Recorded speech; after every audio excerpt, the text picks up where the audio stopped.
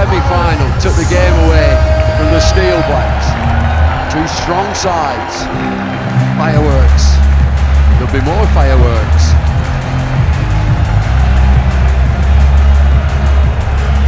Well, this is it. What a great day. We've had some rain, but thankfully that's passed. It will be rocking. You can see empty seats. There won't be any empty seats. It's a great day for the players. For many of them, it's what they play for throughout the season. To get to finals day, they'll have some great fun. They'll have a party afterwards, win, lose, and they're in the draw.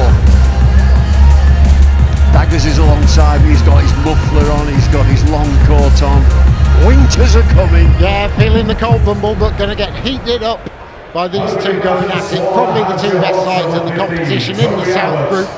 Vastly experienced. They've been here a lot of times.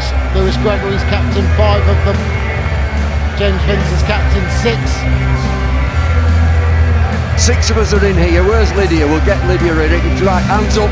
We're looking at them. Dooley's here, Cork is here, Butch is here, Adders. Who's going to win? Somerset. Who's Somerset? Somerset 1. Somerset 2. Somerset 3 from me. Hampshire Butch. Hampshire Corky. Hampshire. We're waiting for Liz. And where's Adders? He'll come as well. We'll wait for them. We're ready to go. The fireworks are just on the way off. 1 or 2 clouds in the sky, but they're very high and it's blue sky.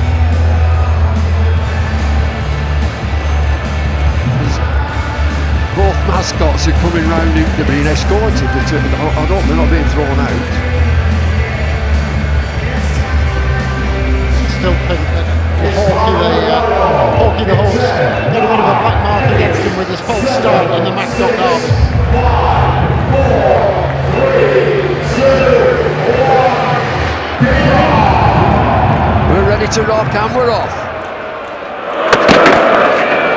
Oh no, not first up. That'll be a wide. That's a ramp shot, first up. They've got absolutely no qualms with reputation, young players. How many times have you seen Joe Root do it? We've seen it. They've got it in the armoury, want to set the tone.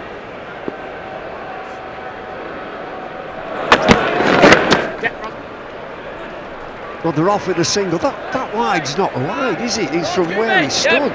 It's where he he's gone jumping across the offside, so he's followed him. Oh, I tell you what, it is so difficult when you're out there umpiring and it just flashes through your mind and it's outside. But he's gone, he's followed him. Never mind. Oh, come on.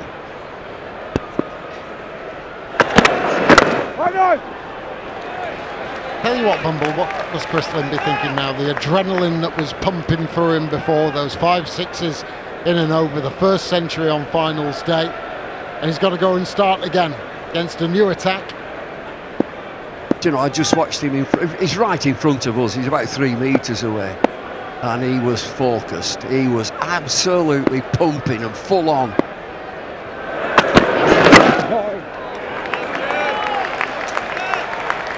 Only played 3 innings for Hampshire this year, Chris Lynn. 2 half centuries and a ton. What's he been doing? What has he been doing? Something else? He was injured after his first one. Oh dear. I think he played a bit of club cricket. Get him back.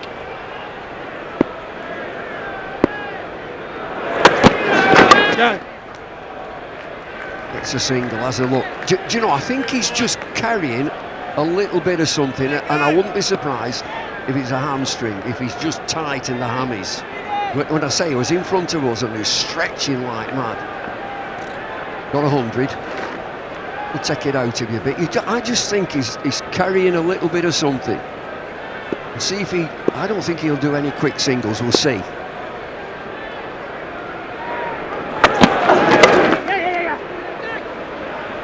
Yeah, I think you're right. I'm sure I'm right. Keeping an eye on him. Yeah. The good news for Chris Lynn is his quick singles, not necessarily the recipe to his success. No, I ain't thinking about them, is he? and his partner is Toby Albert.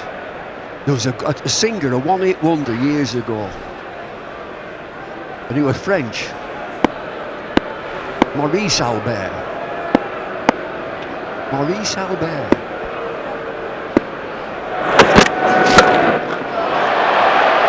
No quick single there. Told you, if it's in the wheelhouse of Chris Lynn, it's disappearing. That was, and it did. One over gone, Hampshire 10 without loss. Feelings it was called by Maurice Albert. Feelings. The one-hit wonder he was. Nothing more then. I don't think Toby's related to him because he's just an Albert. It's Philippe Albert. What did he do? He was a defender for Newcastle. Of course he was. Footballer. Lewis Gregory sharing the new ball with Craig Overton. 10 off the first over. He's got a slip in, he's very wide, slips probably about a third slip, I would say.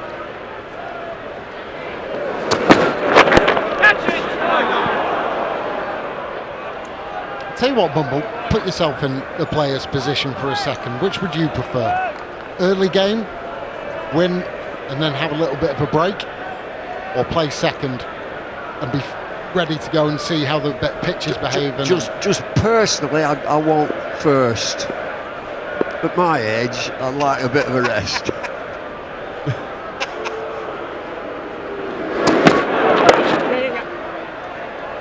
Just a single. It's one of the fielders that is outside in this power play, outside of the circle, at deep backward square leg, and there's one at deep mid-wicket, so both of them leg side. So the offside is free.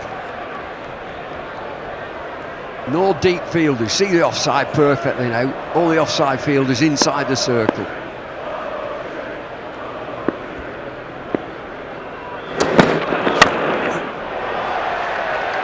And they'll target that offside. Move away to the leg side and hurl it over the offside. It's a no-risk shot for Chris Lynn. You mentioned about the 5 fielders on the offside. You get any little bit of width and you can create your own width by just that little shuffle outside the leg stump, and then you can just throw your hands at it and hard. And let's be right, Chris Lynn's already scored his century. He's seeing the ball pretty well. His movement is good. It's free runs for him. He tries again, gives himself some room leg side. He really wants to hit that offside, but Gregory follows him. As soon as he moved leg side, Gregory followed him, didn't give him any room, didn't give him space. He's injured. Chris Lynn, he's a tough guy.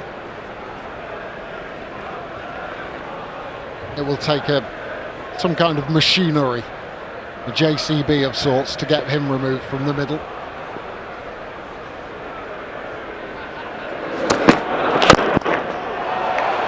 Length ball, crashed down the ground for.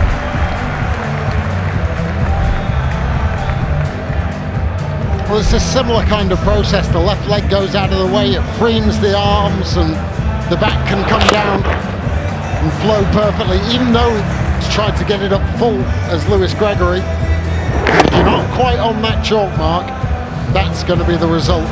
Becomes the leading run scorer in this season's Vitality Blast. Does Albert with that 4. Yeah. Beautiful shot through the offside, lots of control. The same sort of thing, that move a little bit leg side, get it through the offside. 2 overs. Great start for Hampshire Hawks, 24 without loss. There was a collective sound of appreciation from around the ground with that one. That was sublimely played. Just caressed through the covers. Thanks very much.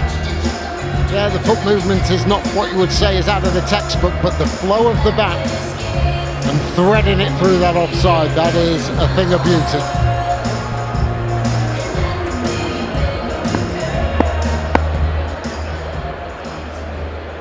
Craig Overton to start his second.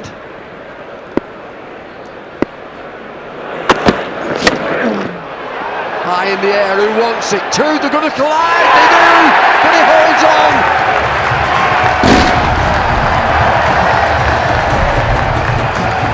First strike. It's an excellent start from the Hawks, but they're one down.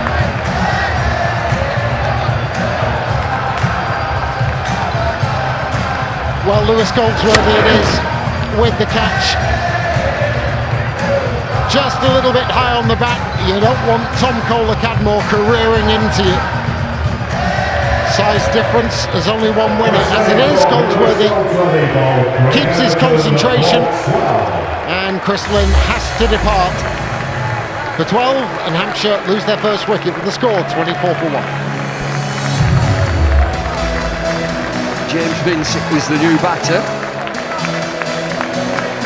He was obviously carrying something there, Bumble, was Chris Lynn. Yeah, it's an hamstring, I think.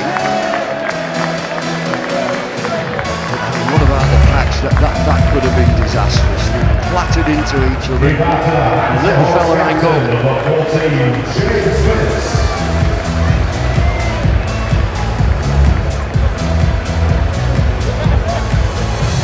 Well, they're looking for a wicket. They've kept the slip in. Craig Overton. Straight, pushed into the leg side. They'll be looking for two. It's comfortable.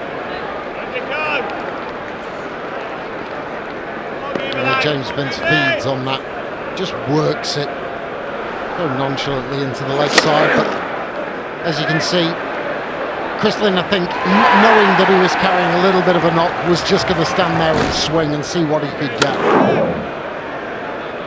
Weight was a little bit back.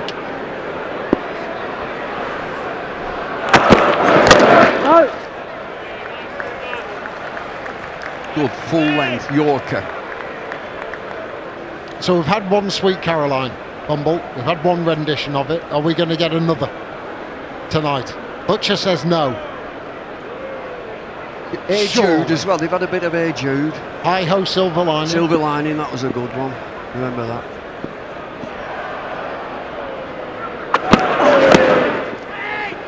Finds the fielder at a fine leg. They play that in the 100, don't they? Thunderstruck. Couldn't get that going. AC/DC. Shoot to Thrill, they play that as well. Yeah, Shoot to Thrill. Whole lot of Rosie.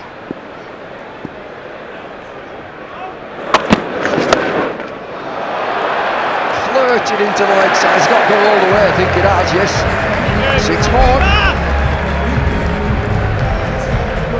How to make something look insanely easy by James Vince. This is just picked up so effortlessly. Little bit of bottom hand, make sure you're in the right position. 6, thanks very much. Look at his eyes, watch his eyes. Young cricketers, watch his eyes.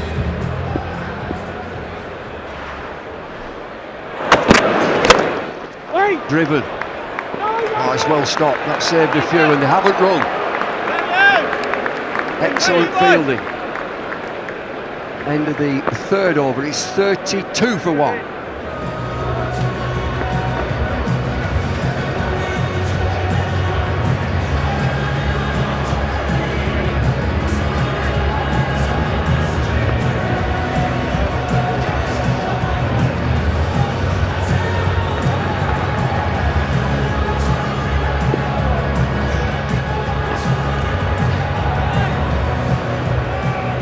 Next ball for Somerset from Birmingham, 14, Jake Ball.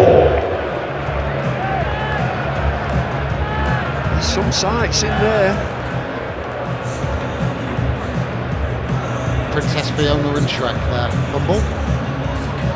I'll take your word for it. Oh, it is. It is. Looks like that in the night time. Just a single.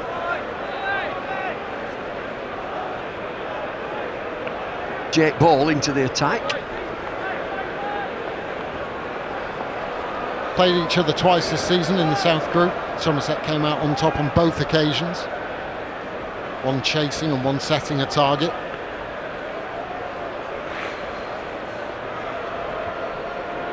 And very, very good in the group stages were Somerset.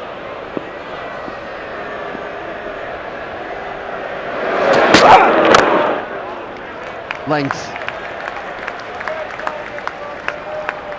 It's a sign of a really good and well-organised team, isn't it, though, Bumble? It's all right playing at Taunton and having a method that works down there, but going away to the Utility Bowl, to Hove, to Canterbury, and getting results there shows you're a well-drilled team. It's flat, there's nobody anywhere near there. I think it's gone all the way, just, yeah.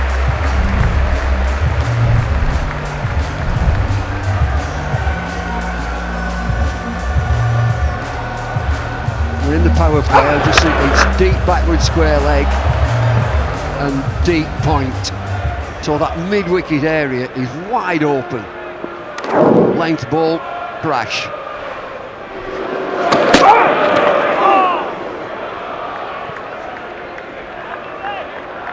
It's amazing the areas he can access, though. He's so balanced. He's a pretty unflappable character, is James Vence. We use these words like elegance in the way that he plays, but he's such a clever batter as well.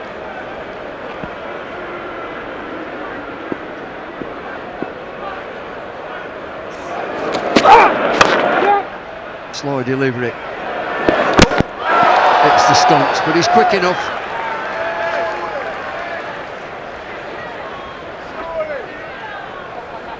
Captain, I think, at mid-off. Underarm scooter, but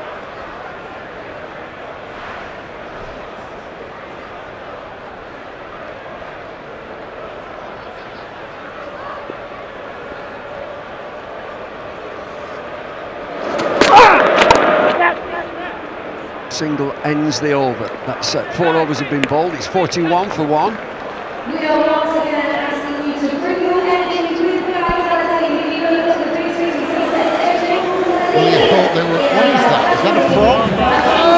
Turn at the front. There's your princess again. Look at that, those alluring eyes. Yeah, lovely. Princess. Just a blaze of colour. Never gets old. Never gets old, final step.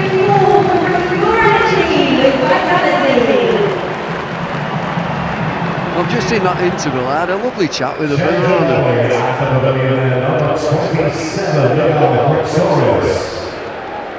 There's some jockeys there, just seen, bottom left. There's a balloon or whatever, beach ball.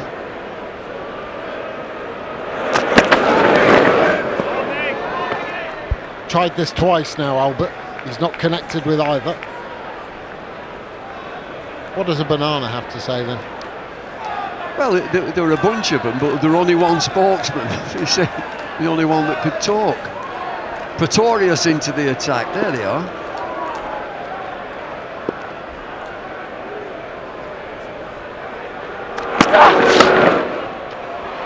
That'll be 4. Got enough on that. Lawful toss.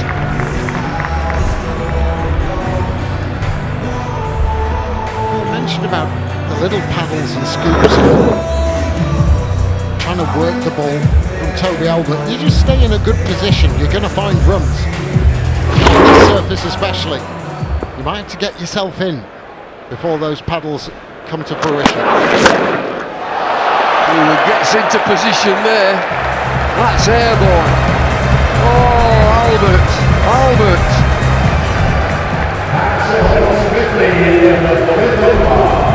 50 up. Uncle Albert. Go on. That's what you do. You stand there and you whack it on this surface.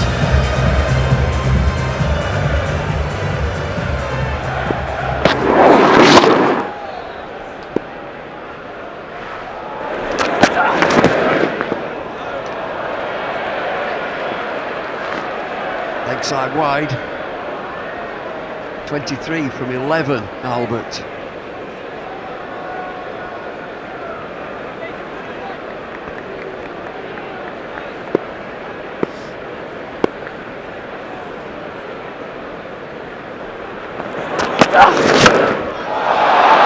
There's another.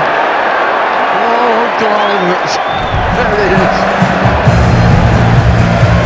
One of the bananas could throw that back. Happy Hampshire. And Bumble, tell me if you think I'm wrong, but this is a golf swing. Look at the way he hits this. This is a golf swing. The way that he finishes off. A 12 handicapper, I don't know, really.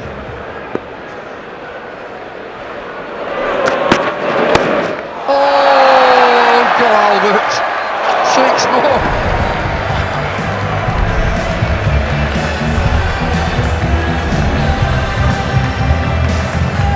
There's no fool there. Toby Albert. Now he's found his groove. Because he's got the bowler on the back foot. He's gone dot 4, 6, wide 6. Bowler's not quite sure what's coming down. Works the full toss. 21 so far. Oh, that'll be 4 more. A little twitch, a tickle down the leg side. Hawks are flying, 5 overs, 66 for 1.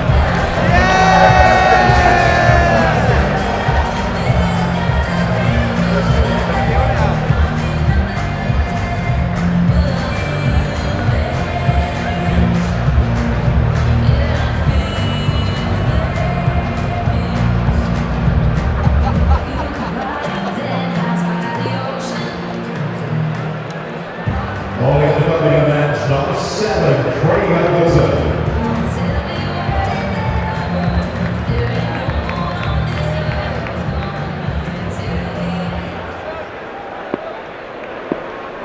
66 for 1. Off to a flyer, and that'll help even more. Vince this time, beautifully timed, away over the head of mid-off. Might be a little check on this one, Mark Butcher, but boundaries are reigning. Yeah, more than a heavy drizzle. Just feel that this could be James Vince's night. Still fantastically well in the 100, but he's just gone past 500 runs in the blast this year. He is prolific. And that blade is coming down sweetly. 6 signalled. Followed with a 4. Talk about the blade coming down sweetly. He doesn't get much straighter than that. Length's not working, Dooley. Length is not working.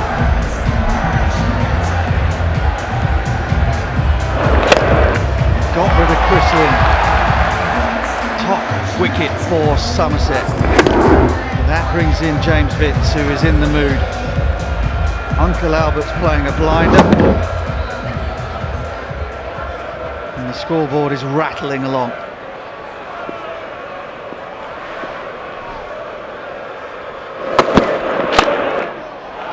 Oh, backward a point, gives himself room, times it again sweetly. Length's not working.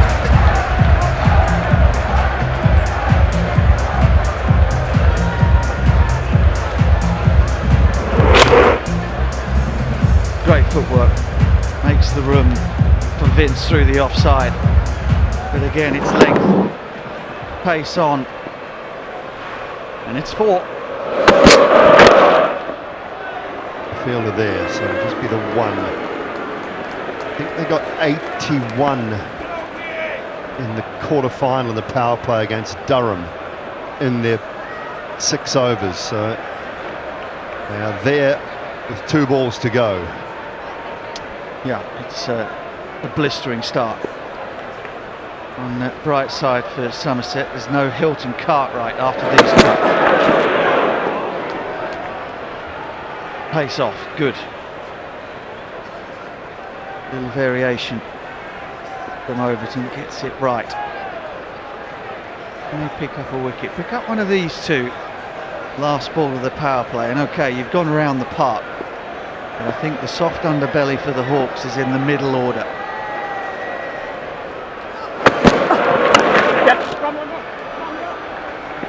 Push for two, but I think it'll just be the one. No, coming back. Bowlers in, Vince comfortable. And that ends a very profitable power play for the Hampshire Hawks. 83 for 1 after 6. Yeah, stunning stuff. Lynn carried on where he left off in the semi-final. But took one liberty too many against the bowling of Overton. Goldsworthy hung on to the catch. Vince got a lovely one on the hip to get him going.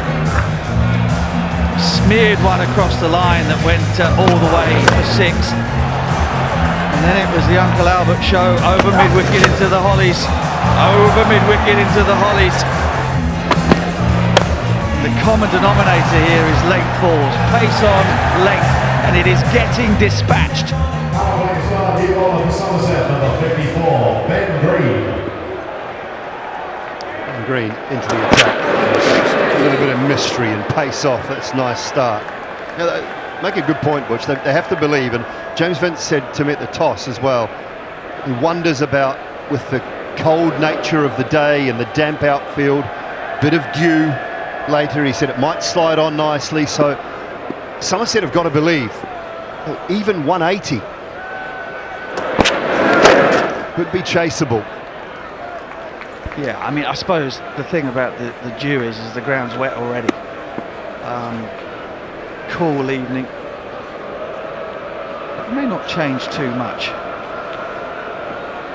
I think the only time where the pitch has been any different was right first thing in the morning at 10:30 when it had a little bit of residual moisture in it, but since then it's been pretty good. Pace off, might have him, no, can't get in. TKC, saw him take a couple of good catches earlier today, couldn't get there. Yeah, but it's good from Green already, mixing things up. Albert acknowledges the fact. Somerset have always got a man for the occasion. It might be Green's night tonight.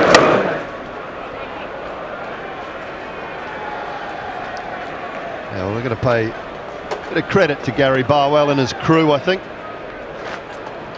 They've done a terrific job. You nearly called him Gary Barlow there, didn't you? No, I had Barn Owl in my head. Maybe hooting and hollering after looking at this, though. Played beautifully. Waiting.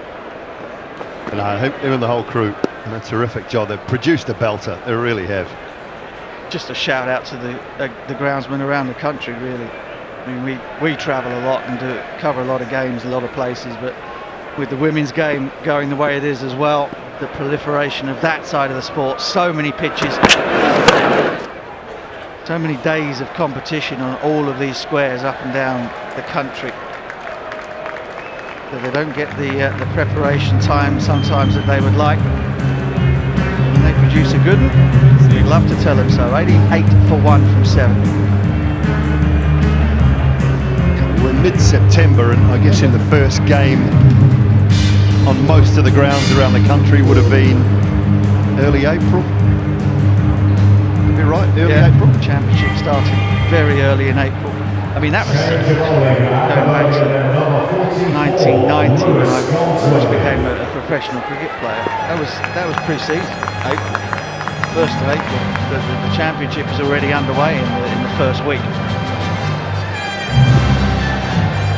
5.5 months, and as you said, the women's game, four different formats.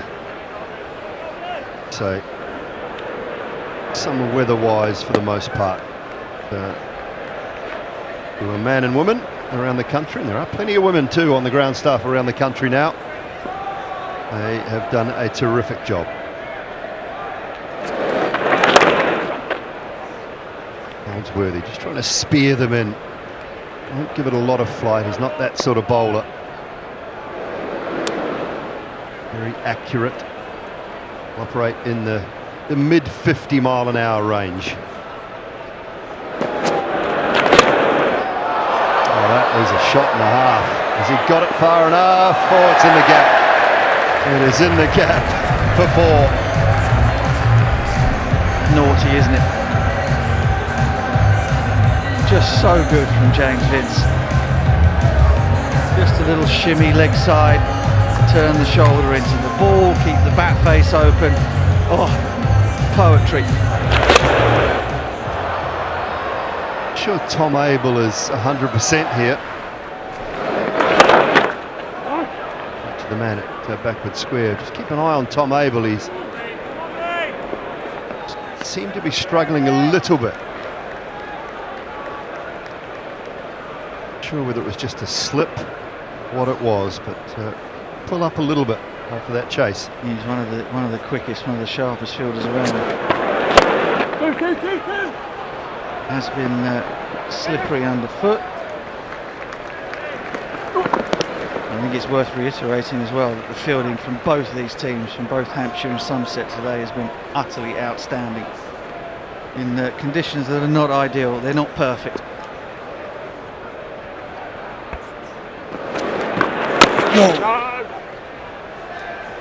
That one nice and tight, last ball of the over. 9 from it, 8 overs have been bowled. It's 97 for 1.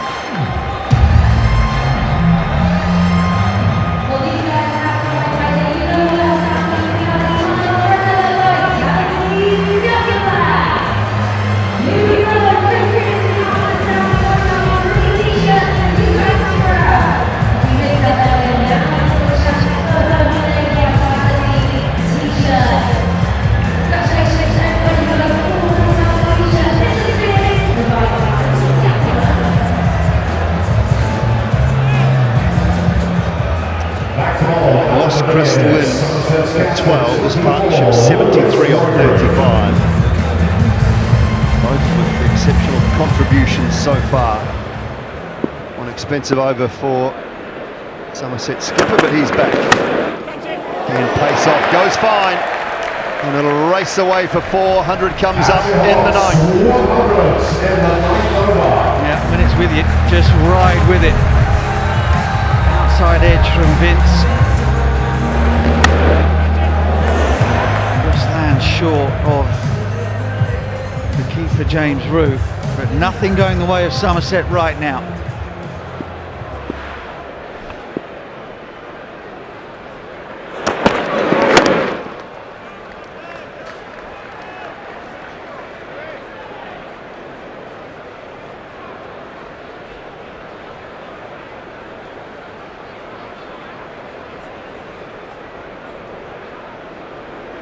No team from the north in the final again, Dooley.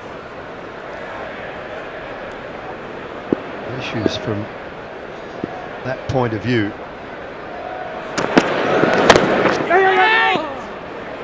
Questions always asked, isn't it? We've discussed it throughout the season. We've all had our thoughts on why the South Group is perhaps stronger, better. Why do they continue to shine on finals day? Last time we had a team in the final on finals day from the North Group was Lancashire, lost to Hampshire in 2022. And honestly, Dooley, I couldn't give you a definitive answer. I think perhaps there is a little bit more strength and depth in the South Group. I think perhaps more teams that could top it than there are in the North, but I don't know, it's very difficult to say. We go back to 3 groups next year, split into regions.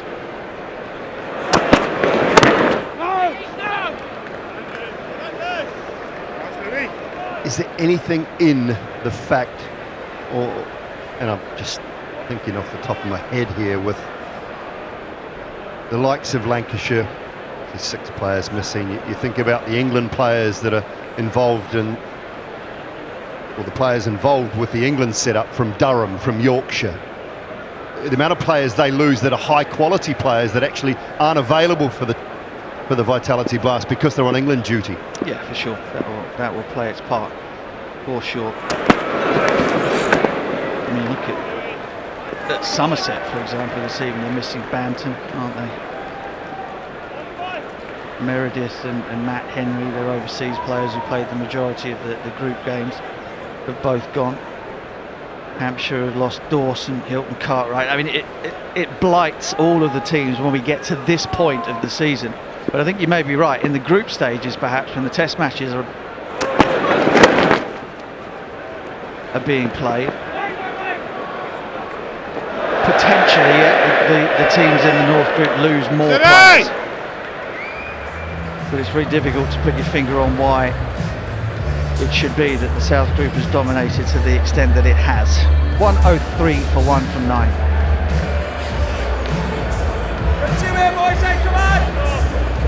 Good bobble and a little slip. Just to keep the hands wrapped around it though.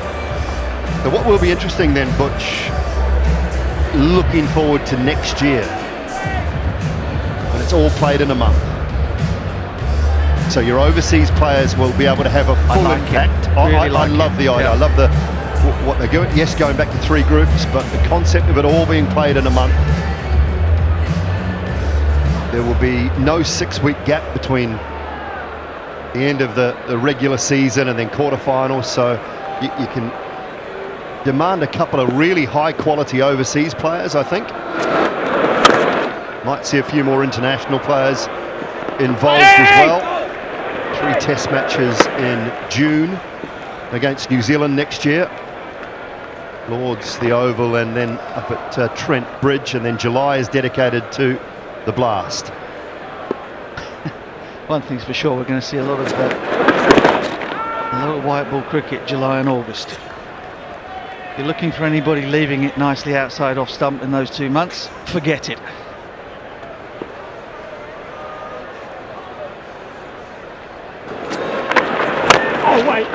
Had to have him back, and to steal one of his phrases, July, August, crash, bang, wallop. And plenty of it.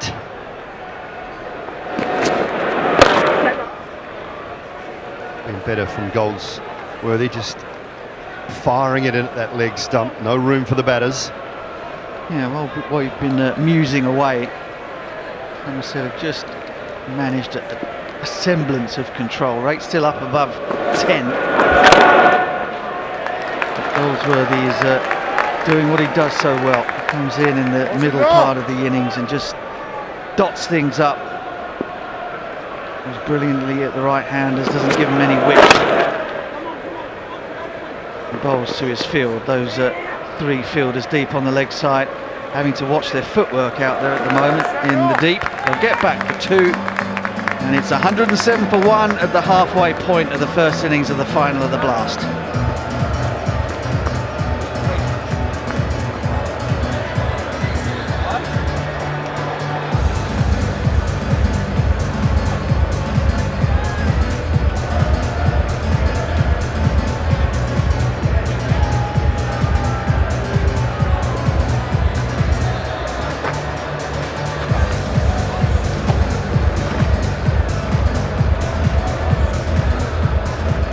Returning at the pavilion, number 54, Ben Green.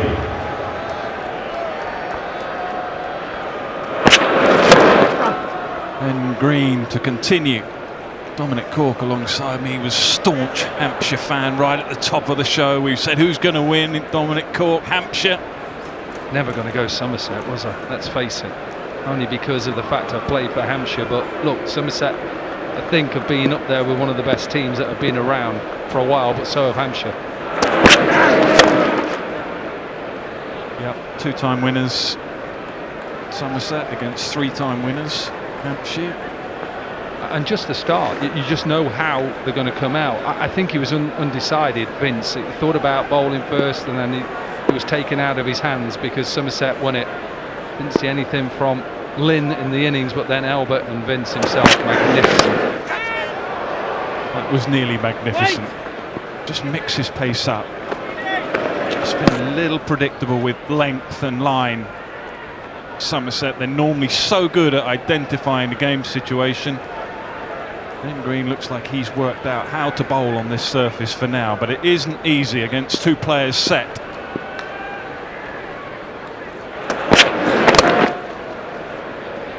He wants wants 2, which will take him to 50. They have to settle for 1.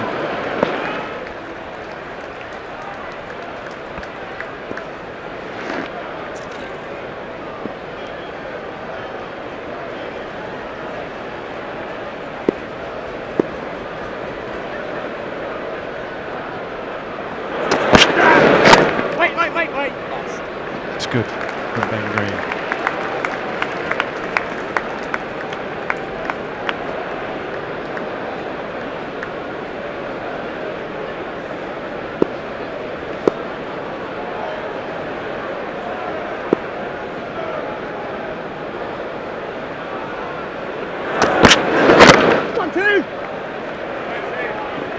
Yorker this time, just trying to build a little bit of pressure if they can. 2 players in and set.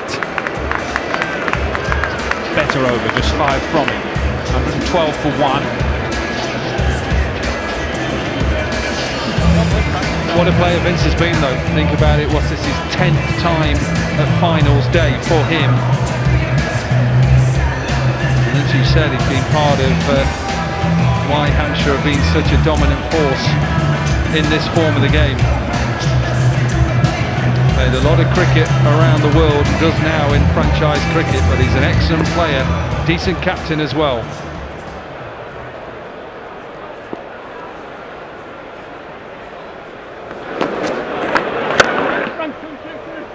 Toby Albert doesn't find the gap, but finds the boundary somehow and goes to 50. He reaches 50 first. If Chris Lynn doesn't get you, Toby Albert will. 750 as well for Toby Albert. He's been brilliant this year. He was fantastic in that quarter-final. He was player of the match in that performance up at Durham. And like you say, if Lynn doesn't get you, Albert will, and also Vince as well, who is now just 1 away from reaching a milestone himself.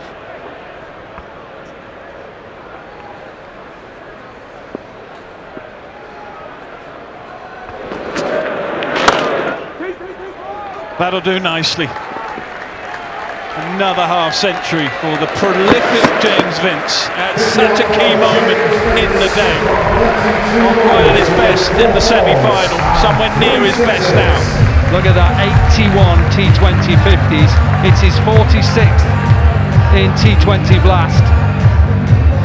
He is up there with one of the best in this form of the game.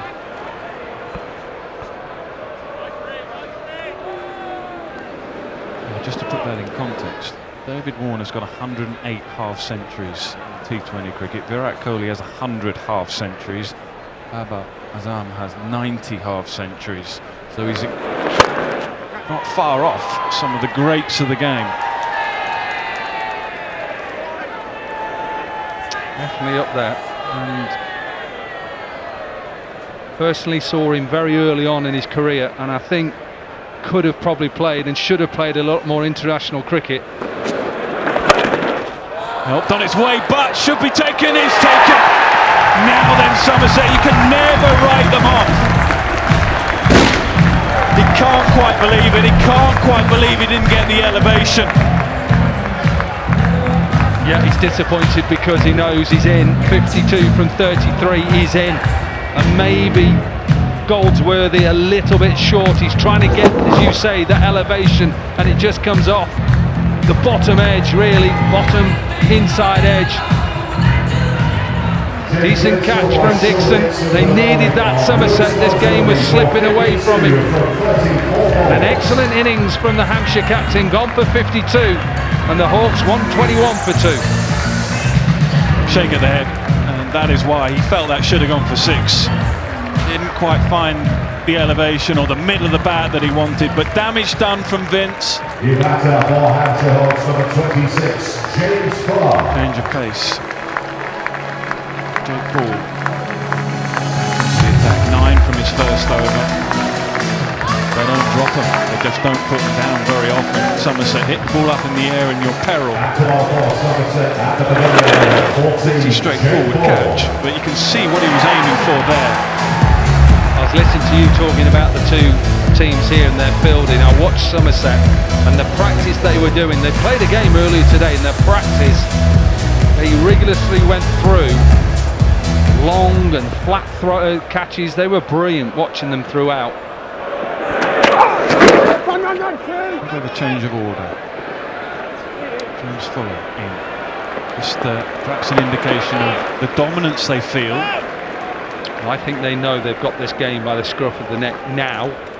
And now press that accelerator, go. Send Fuller in. He's not come in to hit ones and twos. He's come in to try and force the way and force Hampshire to get to 200, 220 from here. Current rate gets them to 202.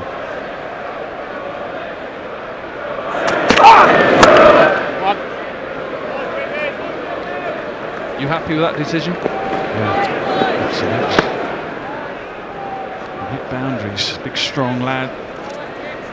It's also a mark of respect for the opposition, Corky, because they know that even with a big score on the board, if any side can chase that down, it is Somerset.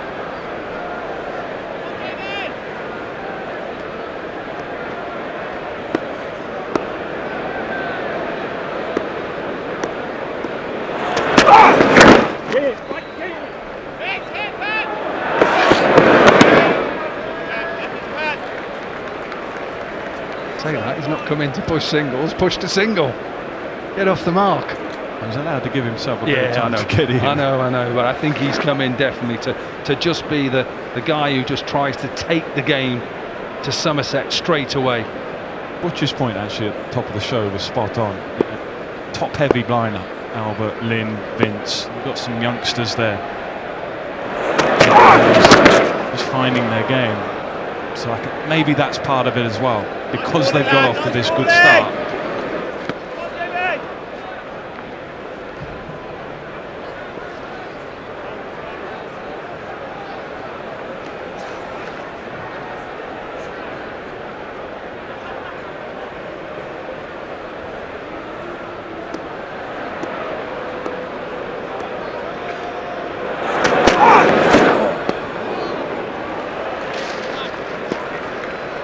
Looks like Penny Howell will do next as well. He's right here.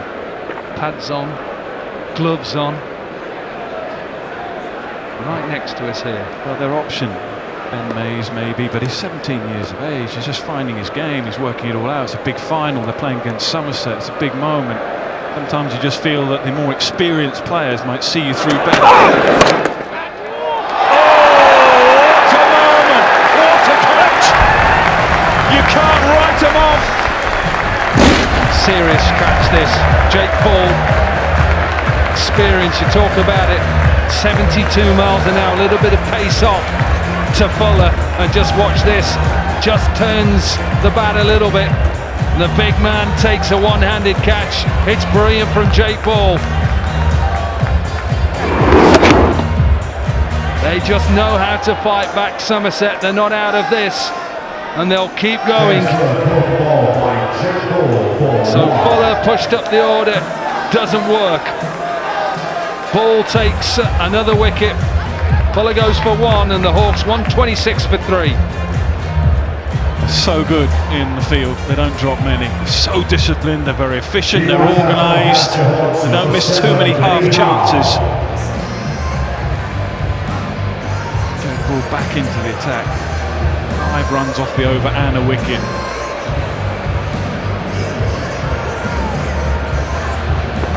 Here's Benny Howe.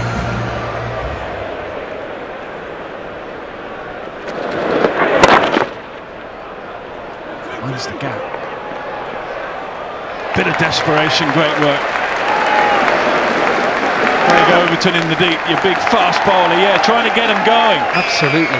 You just see he's got a good pair of hands. He doesn't drop any, but watch this, the commitment from the big, tall seam bowler. Brilliant from him.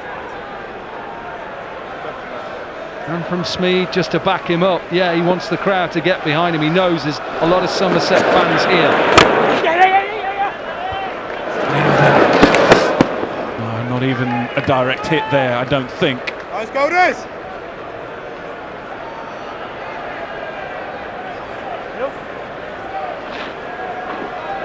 Somerset have still got to think, got to keep. If we keep Hampshire under 200 first one and then under 190 and keep doing it like that. Take wickets.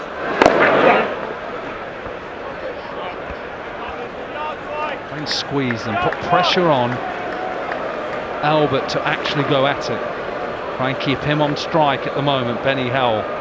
Get him out, and then all of a sudden then, wow, pressure then on Hampshire Hawks and that inexperience in the middle order. No way through there. Just hearing some sad news actually that John Jameson, who would be a name, a former player familiar to those here at Birmingham and Warwickshire, passed away this morning. One of the nicest guys you could ever wish to meet. Thoughts very much with the family.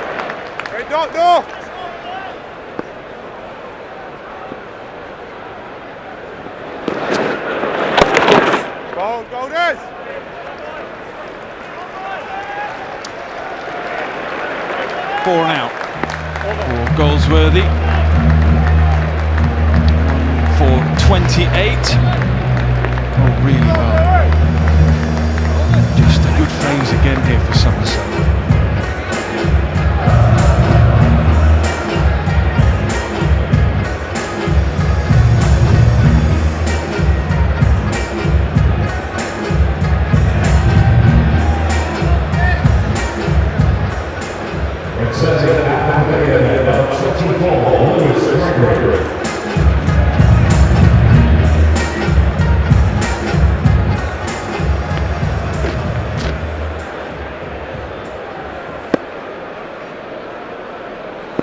Skipper returns.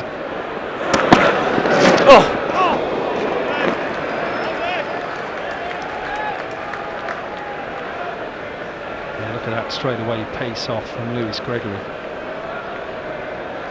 Just knows, we talk about the captaincy on the other side, James Vince, but this is also Somerset have been so good because of how Lewis Gregory, without the likes of Henry and Meredith, taken the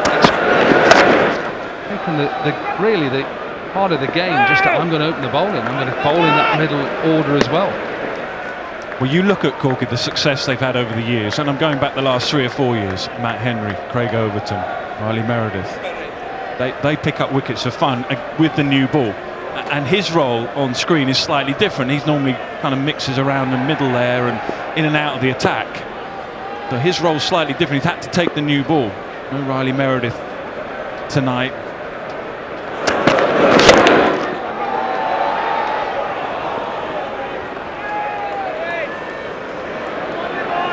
Yeah, and just the way that we see it with most of the good teams, that they get their fielders in the good position. So at the moment, Overton and TKC are just going from long off to long on and just running and putting the miles in.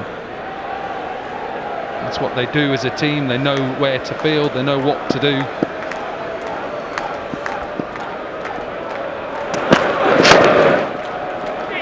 Oh, have to hurry. Oh, I think with a direct hit, he should have been in trouble.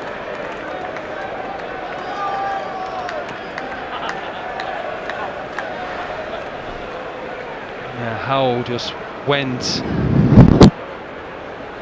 I think it'd have probably been out. It'd have been on the line. It would have been close, wouldn't it? It'd have been like that one before. I think it'd have gone. Would have gone.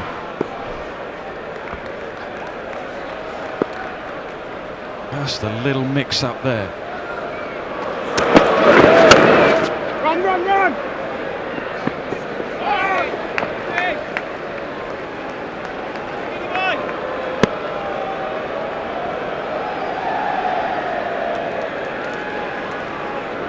Just bringing this back now. 183 that current run rate gets them to, and I think if Somerset keep them to that, good effort. Yeah, last 30 balls have gone for 31 for 2, so they've just got a little bit of control, just for now.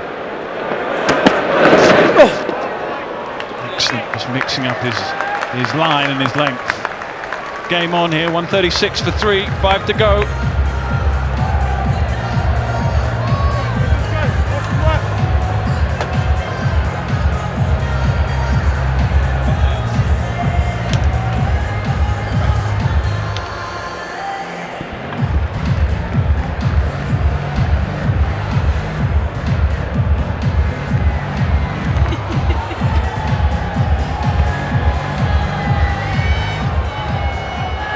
to go. Next off for Somerset number 54, Ben Green.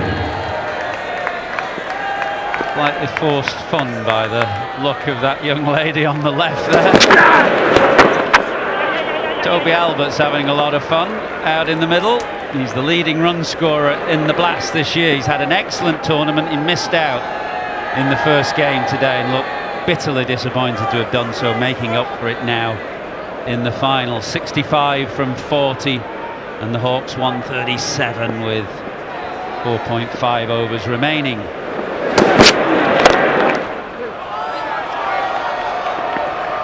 Very good looking shot down the ground for a couple, but Benny Howell. They've mixed up the batting order in this second game, Hampshire, promoting Fuller and Howell ahead of Mays and Ali Orr.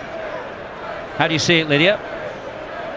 Well, I think Somerset have pulled it back brilliantly. The last 5 overs have just gone for a run of ball. They've managed to pick up 2 wickets.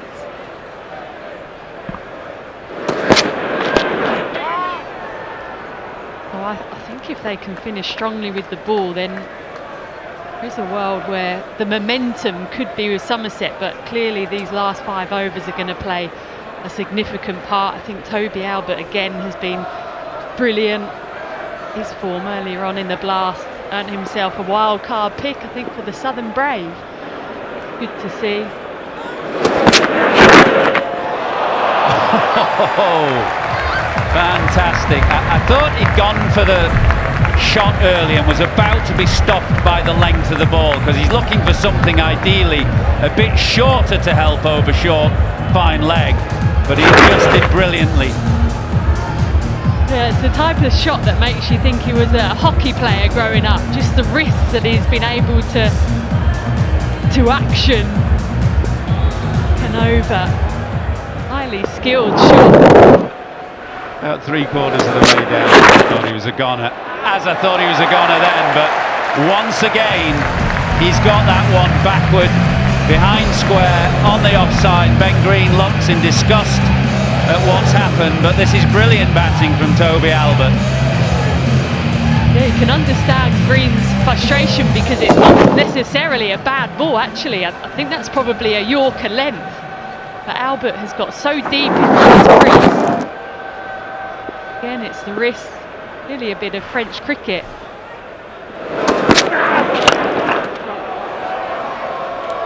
Shorter and slower and hammered. The long on for a single, so Toby Albert will keep the strike. 149 for 3. We hadn't had 100 in finals day until the previous game when Chris Lynn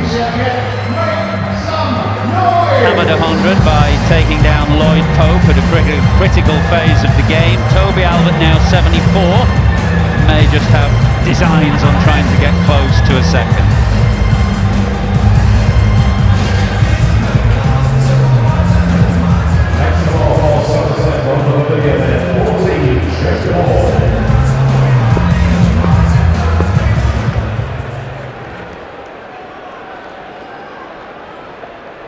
He graduated from the Hampshire Academy through that system.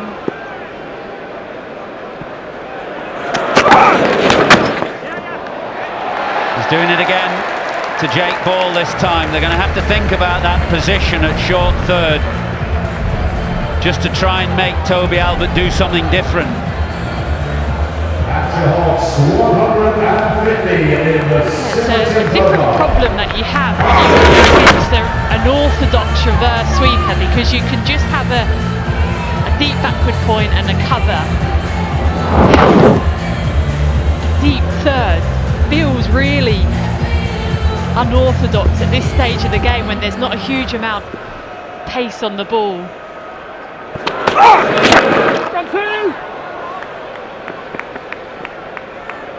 Will definitely come back for 2 and keep the strike. So Toby Albert moves to 80 now from 45 balls.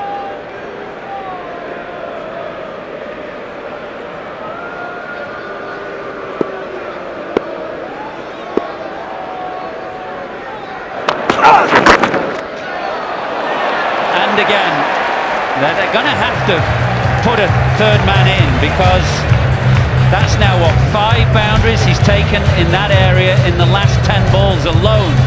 So just make him do something different.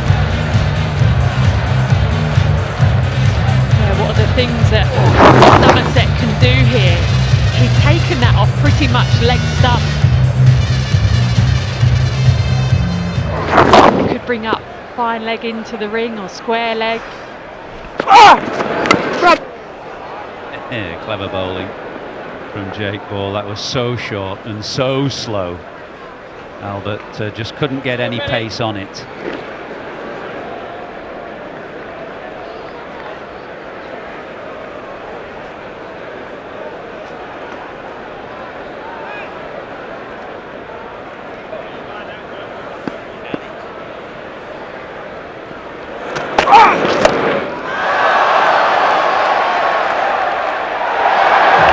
It is just enough.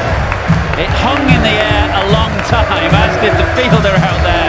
He hung in the air a long time as well, Sean Dixon, and he was just, he thought he had a chance, but in the end Benny Howell hit it too well.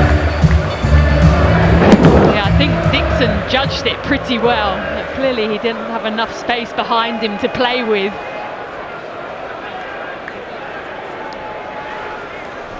"17 from this over."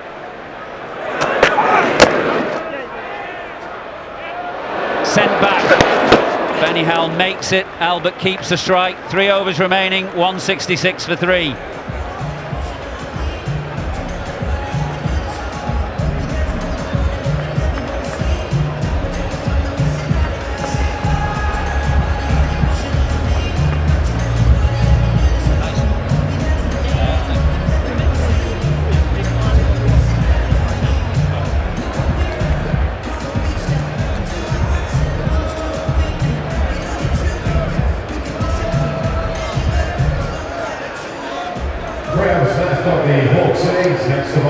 Great scene here in Birmingham at Edgbaston.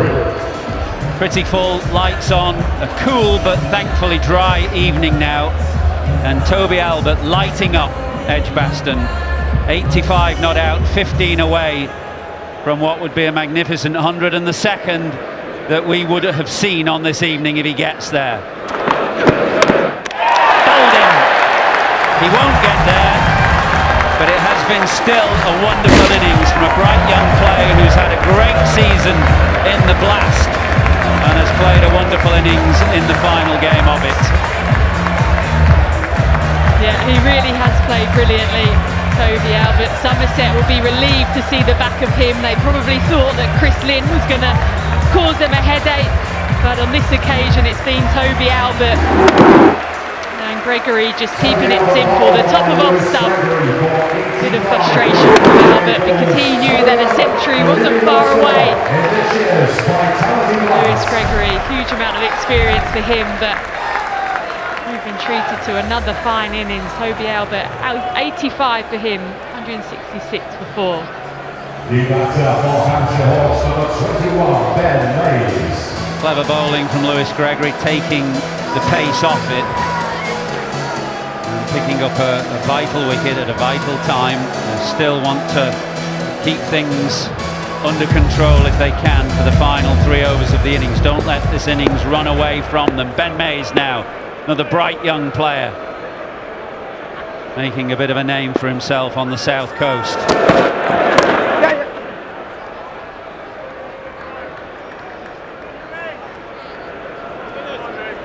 Yeah, Ben Mays made his debut in the quarter-final for Hampshire in a similar situation, actually. I think it was when Chris Lynn was going berserk, so he did find himself slipping down the order. He's in a similar situation here.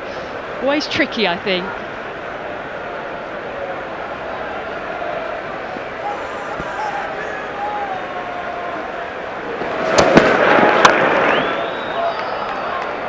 Yeah, at least the game is set for him. Tom Abel does well in the end out there, a bit slippy, had a bit of rain earlier on in the evening, so there's a bit of surface moisture, but he did well. Yeah, just nearly overran it, managed to get that left hand down just in time.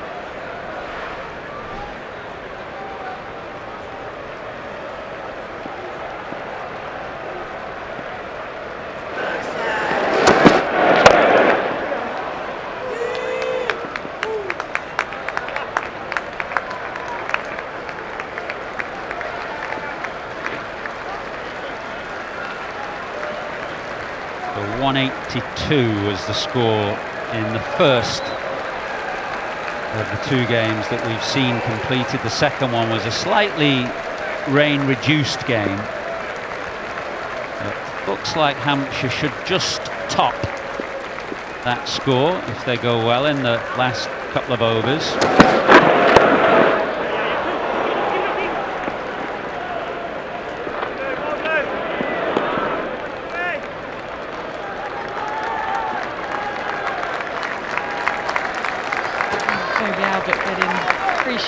From the crowd, the innings that they've just witnessed. Probably regardless of who they're supporting, they would have enjoyed it.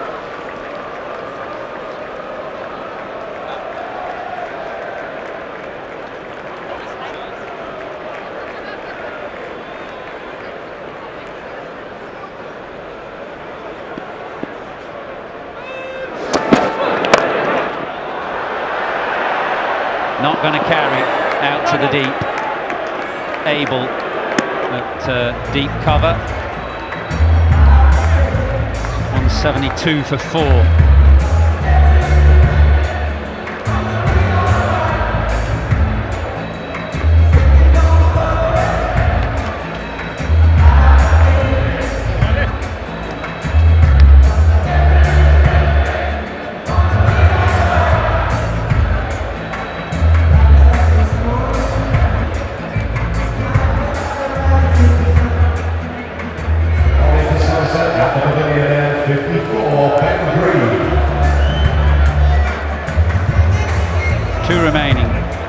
Penultimate over, looks like it'll be bowled by Ben Green.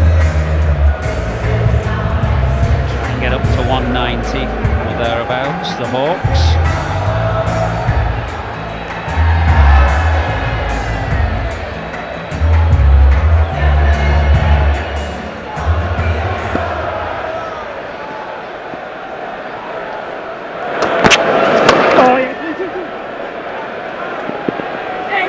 Might get a second. Yep, they will. Good running. Yeah, I think that's been important throughout the whole day. Actually, just how well the batting sides have run. They've hit it out to the pockets. Keeps that momentum ticking over.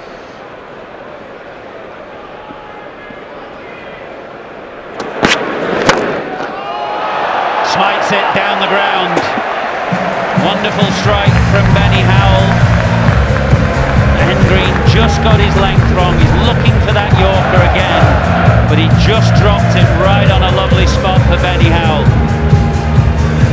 He was itching to get out there, Benny Howell. He was just down in front of the pod in his pads before the wicket fell that brought him to the crease, and really did look keen to get out there, try and make an impact.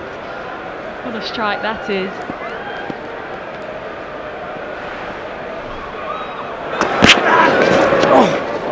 Slow ball, good comeback.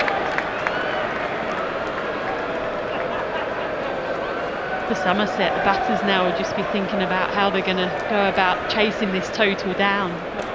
Really good batting lineup. Will Smead didn't fire in the first game.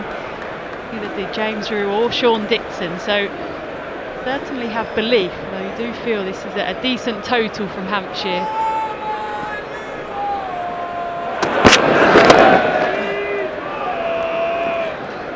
Pretty good comeback after that 6. Slower ball and then a almost Yorker length ball, but speared in at about leg stump, giving batters no room to play with.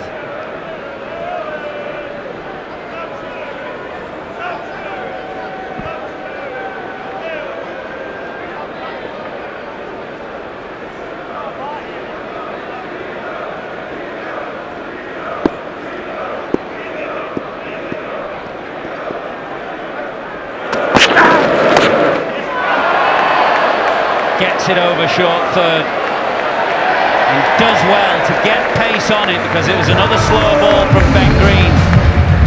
But somehow Ben Mays gets enough pace on it to get it to the boundary. There's a shot that we saw Toby Albert use to a huge amount of effect, and again Ben Mays getting in on the action as well, just manages to lob Jake Ball.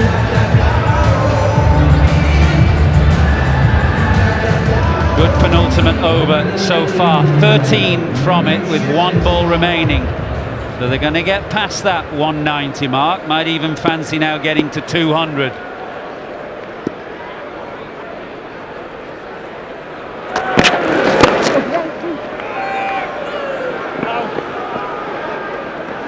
Only one to complete the over. 14 from the penultimate over, 186 for 4.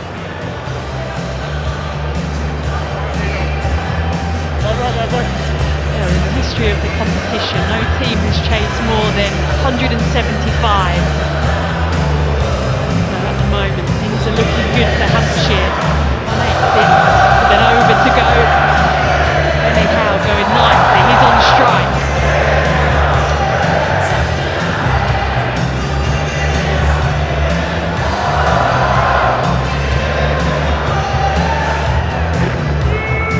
You've got to go back a dozen years to the kind of total that we're seeing here. 195 is the highest total in a final on finals day, and well, Hampshire Hawks are going to be around about that mark, if not maybe a little bit more. 175, the highest chase. That will be a wide to start with.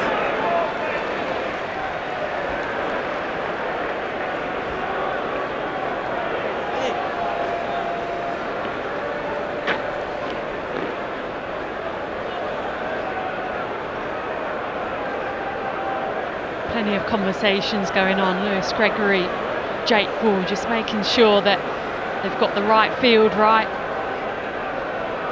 So clear on the ball that Jake Ball is trying to deliver. They're changing the field, so they have got that deep backward point now for that reverse. Deep cover as well.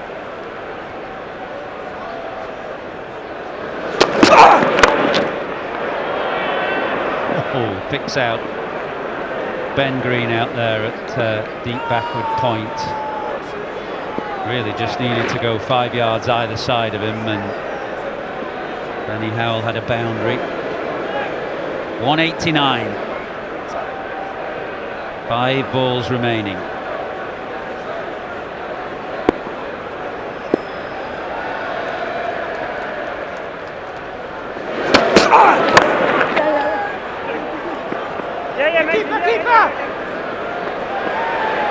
Misfield out in the deep from Will Smead, under a bit of pressure because they ran that first run quickly.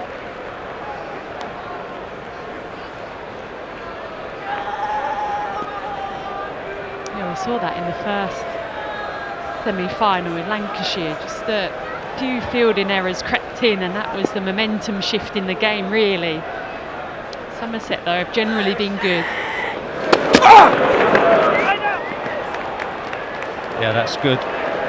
Slow ball from round the wicket. It's not going to be given a wide because Ben Mays himself was slightly across his stump, so there's a bit of leeway for Jake Ball.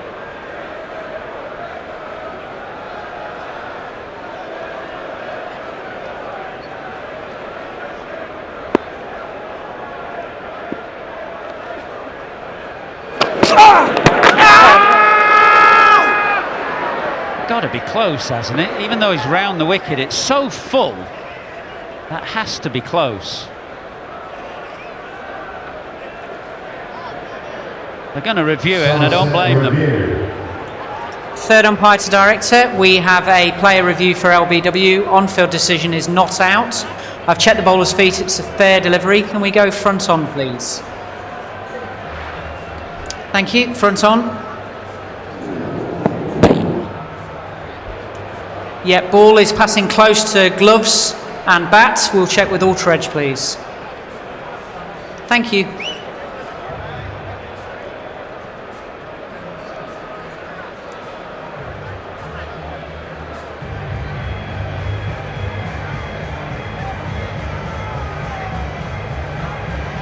Okay, Ultra Edge coming up. Just play that through for me, please. Yeah, play that through. Yeah, just take that back for me, please, all the way back. Appears to be a gap between bat and ball. Just play that all the way back before the...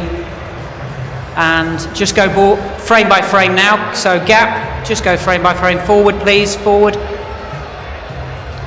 Okay, clear gap, all the way through please, clear gap. There is no bat or gloves involved, we can move to ball tracking please.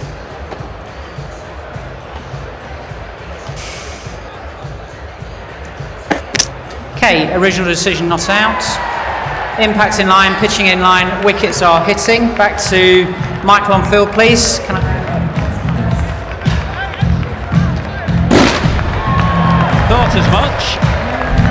Unusual for Michael Goff to have to change his decision, but it did look out in real time because it was so full, and that meant that it was a good chance of it pitching in line, and then it was just whether it was going on to clip or hit the off stump, which it was.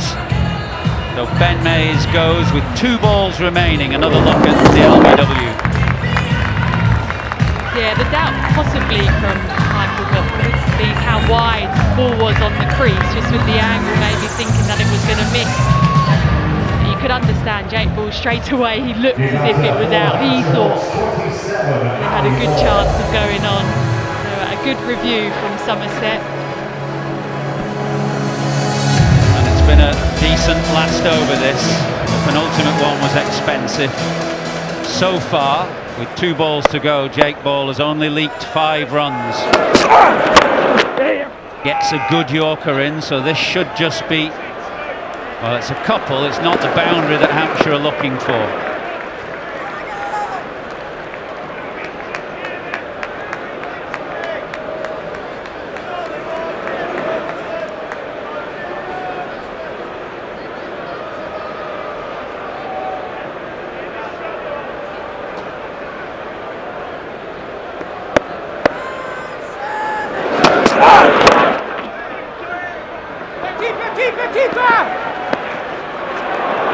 Should be a run out, is a run out, so a single off the last. Good final over from Jake Ball, but a challenging score set by the Hampshire Hawks. They can be pleased with their efforts here, in particular Toby Albert played excellently for 85 and a half century from James Vince. Bit of a dash at the end from Benny Howell, and they've got up to 194 for 6, which is just about as good as we've seen in a final on finals day. So a real challenge for Somerset coming up. Yeah, it's going to be a tough ask for Somerset. Conversations though will be very much about having confidence, having a bit of belief that they can chase it down. Lewis Gregory to marshal the troops.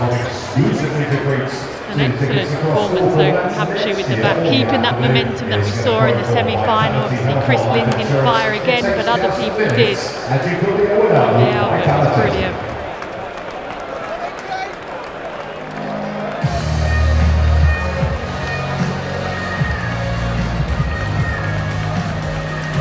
Hampshire Hawks then, 194 for 6 in their 20 overs with half centuries for Toby Albert, 85 from 48 from him. James Vince, excellent as well. Benny Howell, unbeaten on 26. Somerset's bowling figures, just that one expensive over for Pretorius. Nobody else. Well, Overton went in double figures, his economy rate. Jake Ball 2 for 39, held his nerve right at the end of the innings.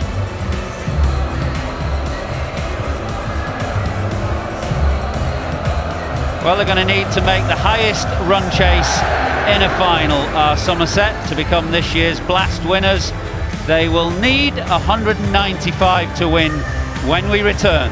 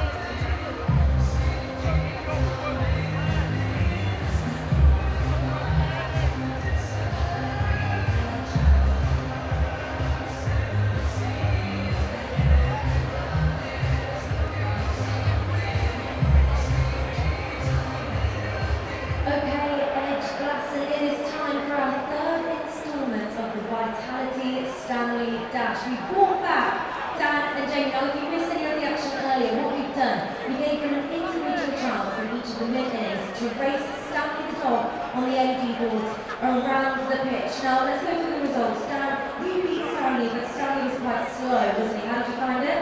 I found it quite easy to be honest.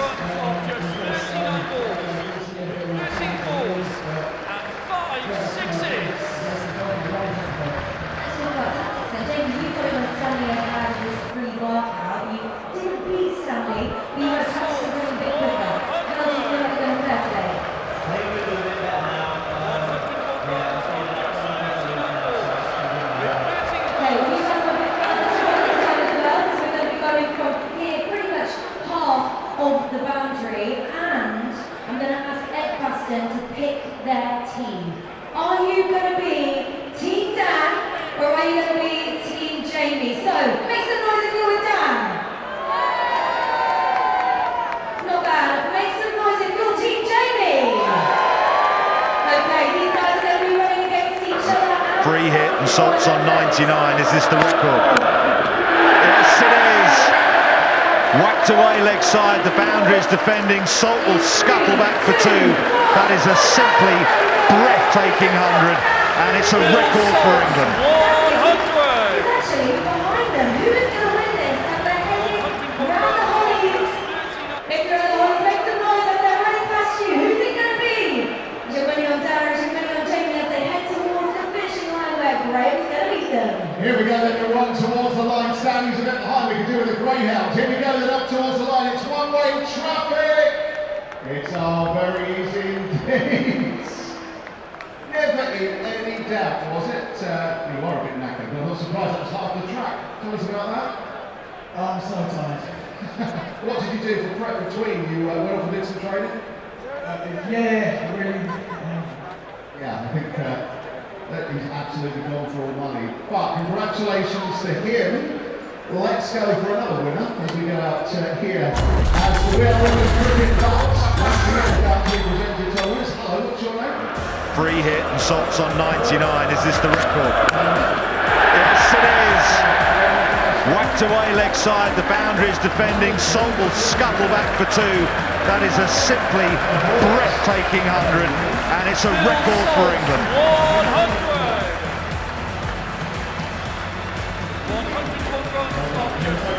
Geez, we have seen some incredible batting over the last 24 hours there with Josh Butler and Phil Salt for England. They go again tomorrow, weather permitting. Let's hope the weather in Nottingham is a bit better than they're forecasting. That's the third game of 3, 1-1 currently that series, and then things, well, maybe slow down a little bit in terms of tempo, but not in terms of importance, because Championship cricket is back on your screens.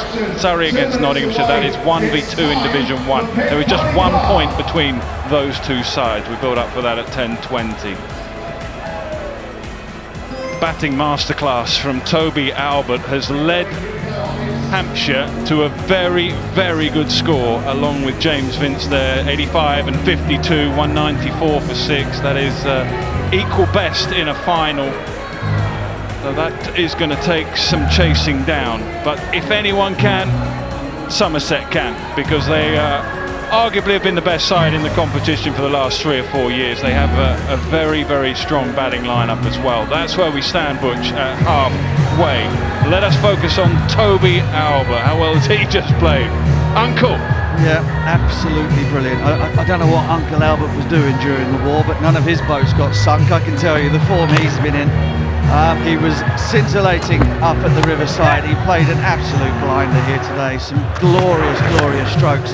Has a lot of strength, hits the ball as cleanly as anybody, and has the confidence to sort of go through with it, full swings. I think he tried a reverse wrap the very first ball of the innings in the final, so he's not short on confidence, and he is not short on talent. Extraordinary shots. It's quite incredible, really. Not a lot wrong with the delivery, and he's got shots all around the park. Leading run scorer in the blast. Take a bow, Toby Albert, giving your side a decent chance here. In fact, more than decent chance. 85 from 48. Chris Lynn, his opening partner, whacked 100 in the semi-final. If Chris Lynn doesn't get you, Toby Albert might well. And then, of course, there's James Vince with a half century. So they are well placed with runs on the board, but as I said earlier, if anyone can, Somerset might well be able to. But James Vince kind of stage was set, Butch. Yeah, it was, and again, I think Charles Dagnall said on commentary, so how can somebody make something that is relatively difficult look so sublimely easy? I mean, it's just so wonderful to watch the straight batting strokes down the ground, got that lovely pull shot off his hip to get himself going, and then he gave us a stroke-making masterclass. I mean, that was joyous over extra cover, split the gap between those two fielders. And yeah, he's gone past 500 runs yet again in the blast for the campaign, and now he gets to lead his troops to try and win a record 4th title in the blast. And the men standing in his way are on their way out there. TKC and Will Smead, two very good strikers of the ball themselves. Yeah, proven in the semi-final from TKC. Missed out Will Smead, but he hasn't missed out too often in the competition. He's been very, very strong at the top of the order. No Tom Banton today. He'll be watching on and hoping that his side can get over the line here. Captain James Vince done such a terrific job over so many years for the sides that he has led, but he'll realise that the threat is still there, even with big runs on the board in a final. Yeah, well, I mean, the highest run chase, successful run chase in the final is 173. It was a game between these two teams all the way back in 2010. The match ended on a tie as it happened. There was all that confusion with Marcus Trescothick and whether or not he should take the bails off and run out the run. Well, of course he should have, but he didn't, and Hampshire got over the line. So that was the highest chase to date, 173.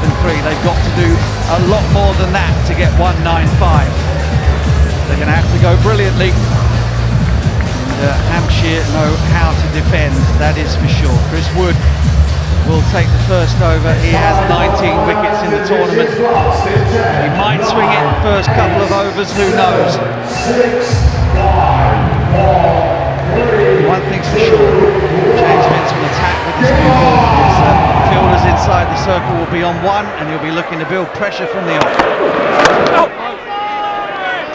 Good evening, Bumble. Well, this is it. Come down to this. What a chase. Hawks played brilliantly, fabulously well. It's a huge chase is this. They need one massive score. They need partnerships. They need a hero. Well, they've had a few of them through the course of the summer.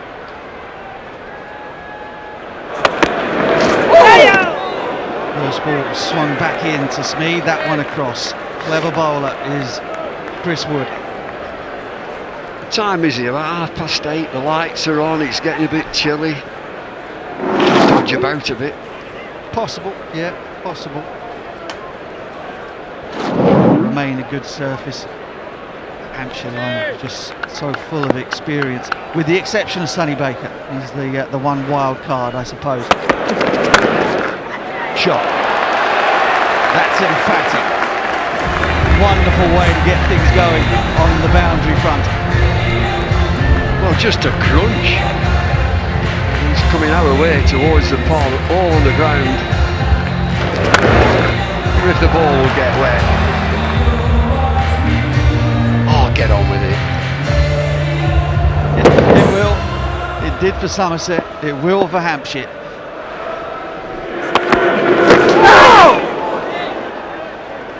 Excellent riposte. Left arm over, good angle. No pace. Well, a couple at 77, 2 at 74. 3 dot balls, 1-4.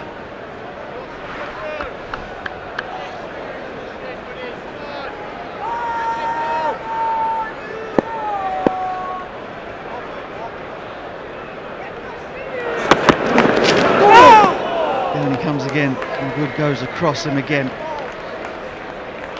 6 times on the trot. Team that won the second semi-final have won the title. Hampshire, of course, were the winners of that second semi-final against Northants Steelbacks. Will that run continue? And can Somerset overturn the highest ever chase on finals day, which is 173?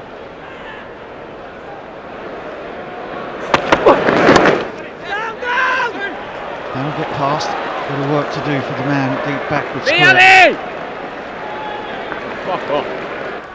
One of the more futile dives you'll see from the man inside the circle at short fine leg, but that's the sort of effort you're looking for in a final. 6 from the first.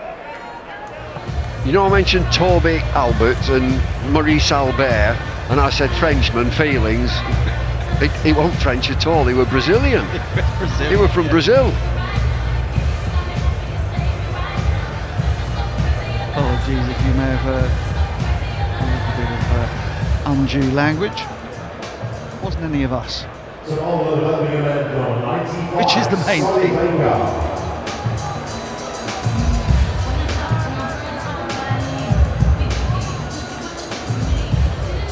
Here he is, X Factor. There's some pace now. Up, there he goes.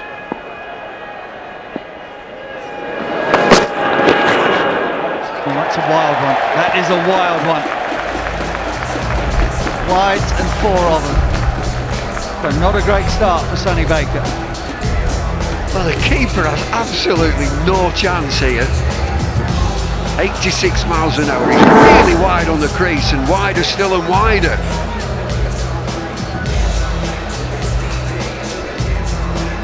Unusually wide on the crease for that first delivery.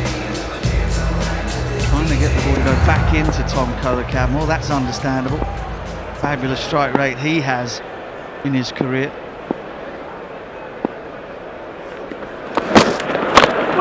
That's what he's trying to do. Wide on the crease, pitch the ball 1.5 foot outside off stump and then have it come back in so that it goes over the top of off. Cramp Kohler-Cadmore for any room. He'll crank up to 90 miles an hour, first 2 are 86. Gets it up there tonight. Got some rhythm on it because it is cold.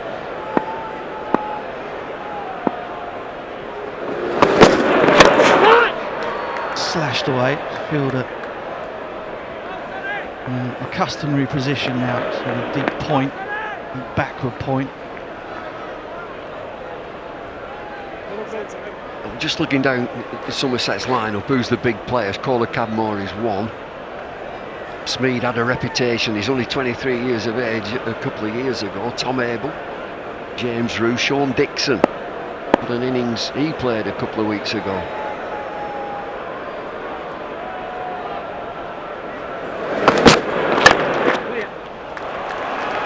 Shot. Finds the gap. I don't think it's right out of the middle. He will get to the boundary nonetheless. Vince with a despairing dive and he clutches the back of his right knee. One of these teasers that just keeps you interested all the way down there. Is it his knee or his hamstring? I'm sure he'll be okay. Lovely shot.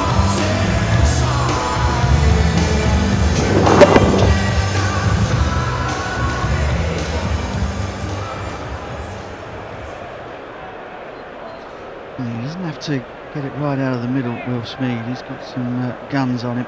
Hits the ball hard. Excellent umpiring from the bungee.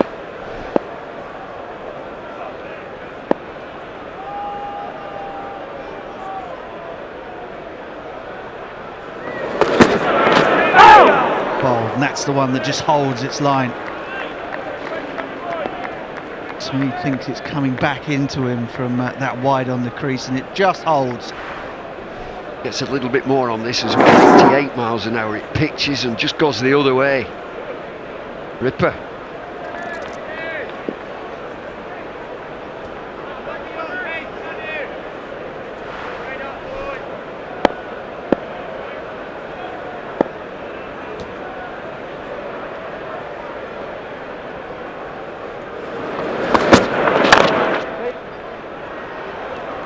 Cut away again. Back for 2. Going to be tough underfoot out on the extremes of the field for the boundary riders. And to get to the ball at pace and keep your footing. He's absolutely sensational in the field, is Ali Orr. He's a good fielder, is he? Yeah. Yeah, very, very good wicket keeper as well.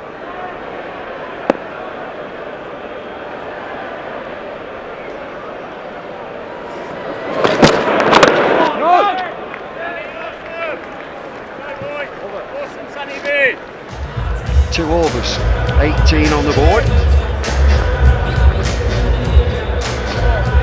177 from 18 overs now. All about partnerships. Can you build partnerships? Can you take the game on? Got to keep your nerve. Absolute extreme feats at the back end of innings. The 50 runs scored off the last 3, wasn't it, by Dixon in the quarter final? It's got to stay in it. Stay in it as long as you can in the chase. If the rate goes up, don't panic.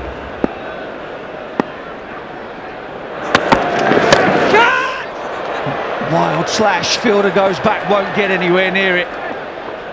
Tom Prest is on the field. Down. Chris Lynn, I think, hasn't made it back out again. Well, he was struggling, Chris Lynn. It looked like a hamstring restricted him running, so there's a substitute fielder on. Look at that ball just skip away.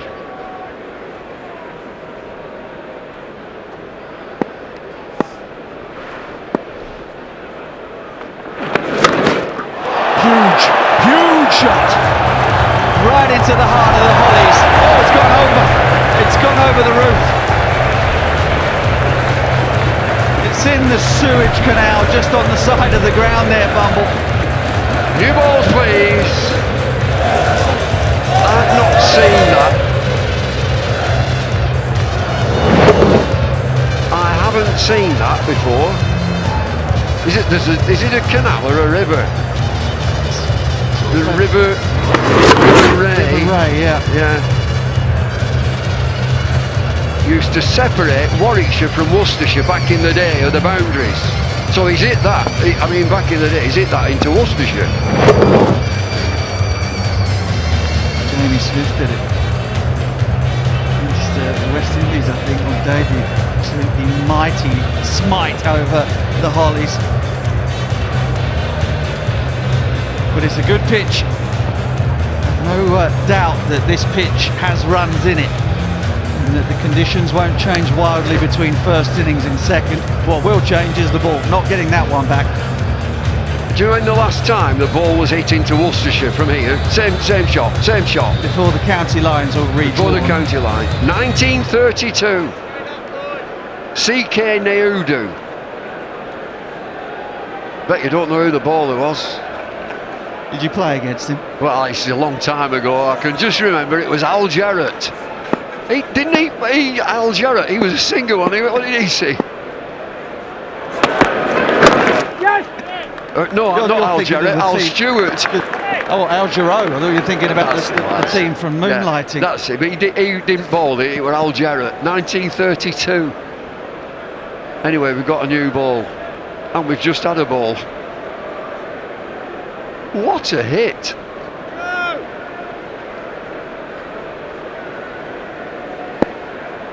Yeah. One of the Three Musketeers, Tom Cole.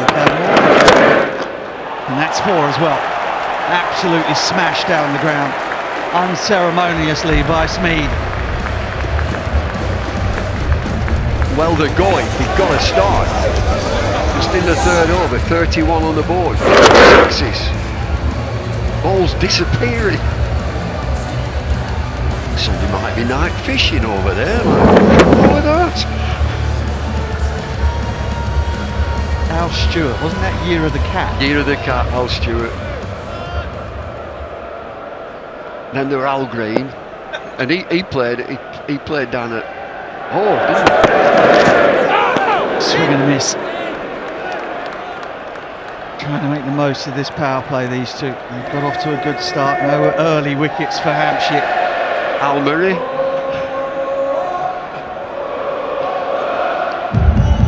You must have known some pub landlords like that in your time. Absolutely.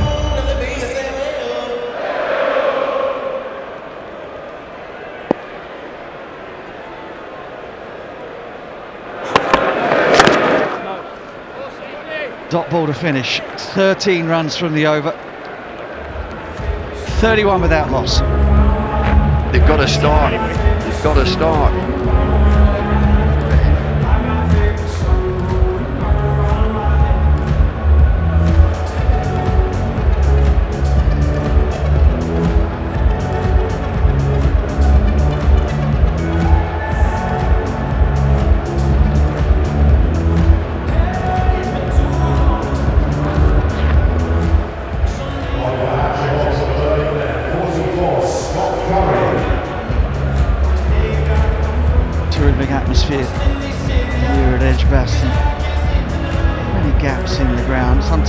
at finals day, the losing semi-finalists, supporters will disappear, will vacate the premises. Most have stayed. It is a great atmosphere and a terrific occasion. And this promises to be a wonderful final. Short and gone. Used the pace beautifully. That is a wonderful stroke. Entirely deliberate. And TKC is on the charge. Well, it's extraordinary. You just marvel at these shots. How late that he plays it. It's nearly past the stumps when he plays that.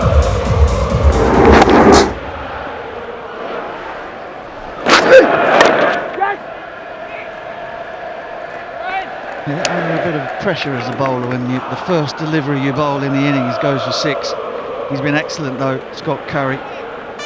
25 wickets over the course of the campaign. Got a bit of tap up at Durham at the Riverside. So other than that, he's been very impressive.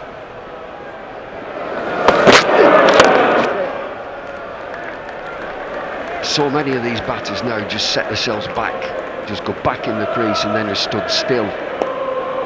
Stood still when the ball's delivered, but they're back in the crease. Bit of hey baby then from the stand over there, all this stand. Bruce Chanel, hey baby, I want to know if you'll be my girl.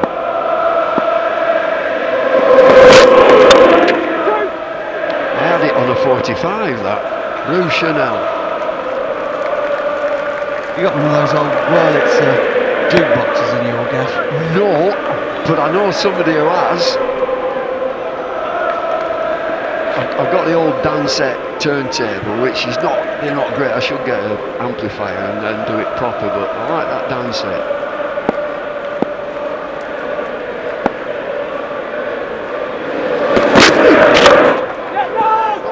Good slower ball. Smead was halfway down, but realised the error of his ways and got back. The change of pace in this over, 69 miles an hour, 70, 81, 68. Keep changing your pace. Yeah, he's got a lot of good tools, as Scott Curry, tall, lithe bowler. Follows Kohler Cadmore, who can't get it past backward point, and after disappearing for 6 first ball, it's a pretty good comeback. Just 10 from the 4th, 41 without loss. It's a super delivery at the end there. Slow Yorker. Oh, Mr. Brightside again. You love this one. How do you like a bit of the killers? You had him going at the break. Do you know, they knew all the words as well. Mr. Brightside. Well, they can remember anything after today. Do you know, I thought it was a song about Norman Whiteside.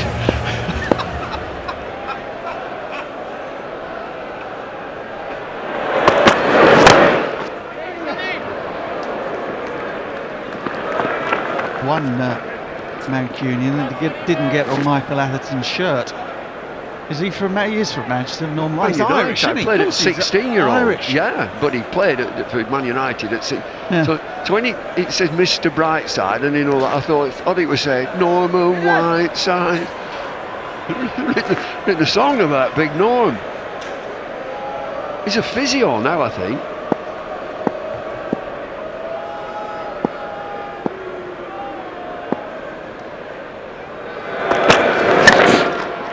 Change of ends for Baker. That is slapped away by Kohler Cadmore. He's loving a bit of back of a length width.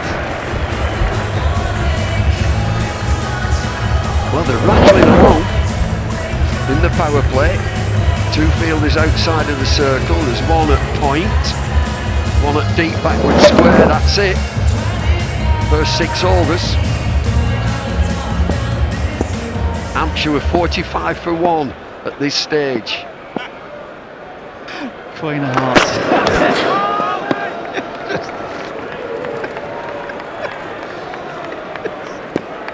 Look like they're having a fevered discussion about something.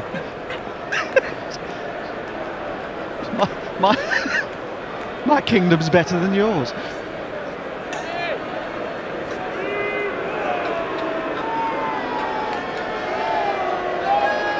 Just a normal day at the cricket, isn't it? Yeah. Go well done. Yeah.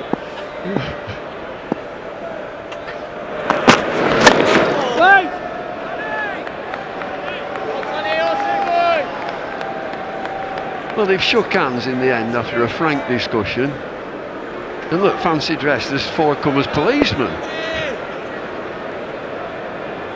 Oh, they're still going. Oh, no. I'm not having it, no. No, I insist. So I said to the butler.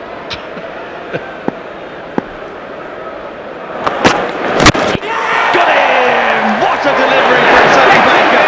That is what makes him so exciting. The Yorker that spikes Tom Kohler-Cadmore, and that is a huge breakthrough. It's quick, it's straight. A little bit of X factor. Gets it absolutely perfect. Middle stump, right at the base. The perfect Yorker. Sonny boy gets rid of Kohler-Cadmore. Big player. First wicket down, 46 for 1.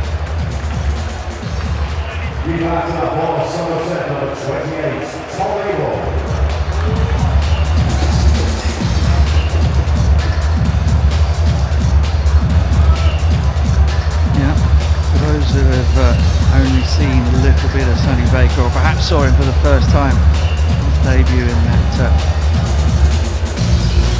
game against South Africa for England, were wondering what all the fuss was about. That is what all the fuss is about.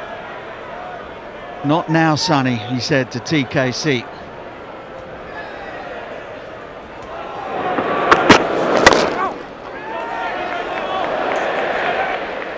Well, he's all action, isn't he? Great energy, Sonny B.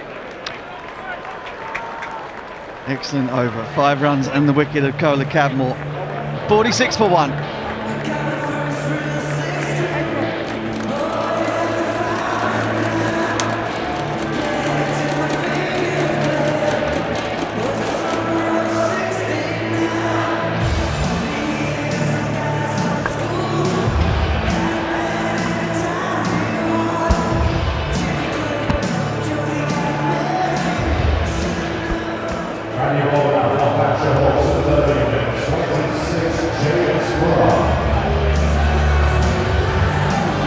Over left in the power play then. 195 is what Somerset need. 149 from here. Big wicket of TKC in that last over by the pace of Sonny Baker. James Fuller didn't do anything with the bat. He's a decent T20 bowler. They need wickets. Somerset haven't got off to a bad start.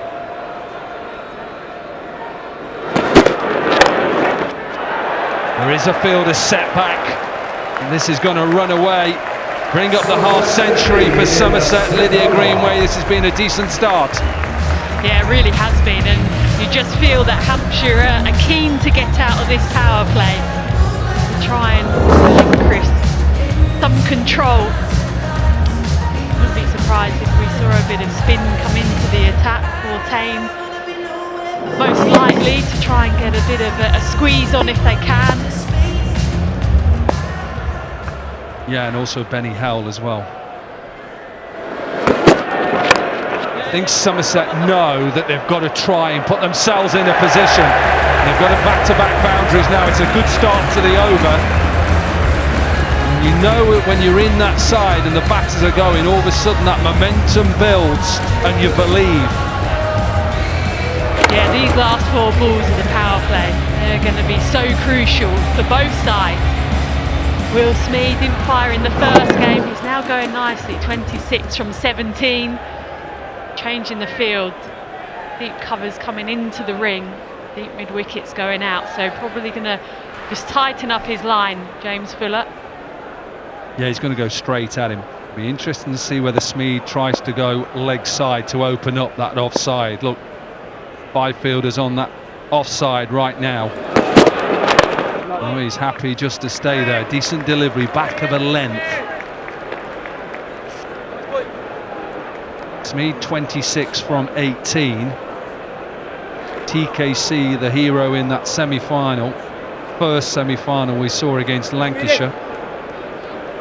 That's all you want. So when you're chasing it, which will be a record chase in a final, you just want one player to come off. Could it be Smead tonight?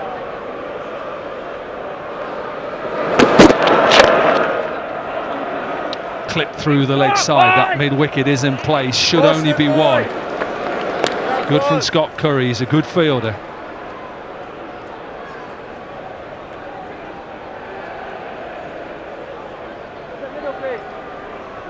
Yeah, that wicket of Tom Kohler-Cadmore by Sonny Baker just showed a decent amount of resilience from the young bowler.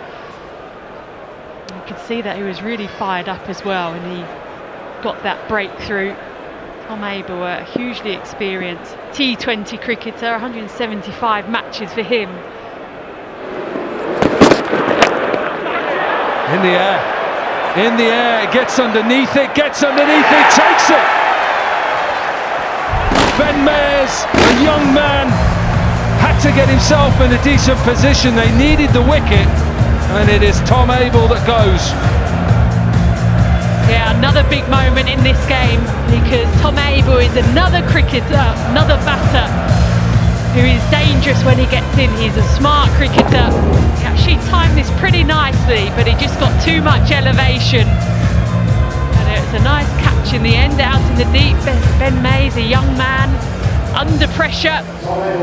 James Fuller, plenty of experience for him.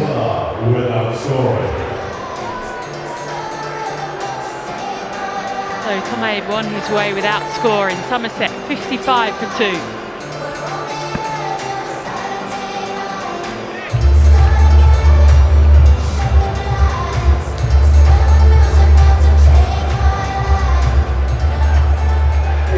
Somerset batter number 55, James Rue. James Rue then in for the final delivery of the power play.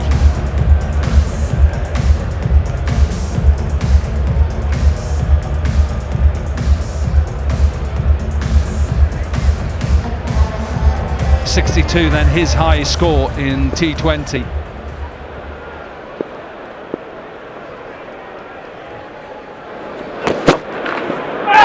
And a dot ball to finish, so a decent over with that wicket for James Fuller. End of the power play, and Somerset 55 for 2. Yeah, I think Hampshire will be pleased with that last over. They've just got themselves back into the game, because Somerset got off to a brilliant start.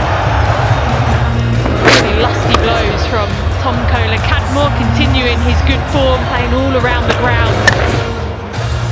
He eventually fell. It was clean bowled by Sonny Baker. It was a brilliant Yorker and a good comeback from him. Seen a few good shots from Will Smead, who is the not-out batter currently. He's 27 from 19. Tom Abel, the most recent wicket to fall. Good catch out in the deep by Ben Mayes. Foul play, the end of it signalled by James Middlebrook. Benny Howell and his assortment of slower and even slower deliveries. Yeah, we were talking about him in the other semi-final, just that you should probably look to play him more like a spinner and then set yourself up for the quicker delivery. Saw some sweep shots that have been pretty productive against him, some reverse sweeps as well. Yeah, he's a quality bowler, and I talk about the, playing here for the Birmingham Phoenix with the 100, so he knows this surface as well. Going round the wicket to the left-hander, Rue.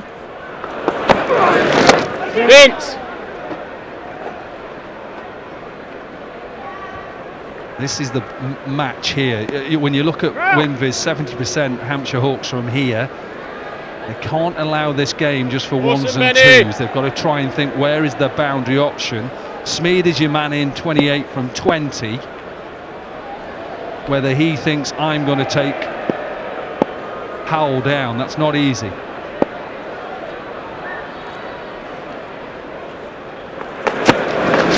Vince!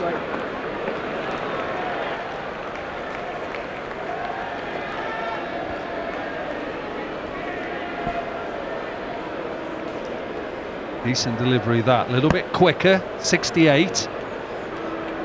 Length was spot on, that Yorker length.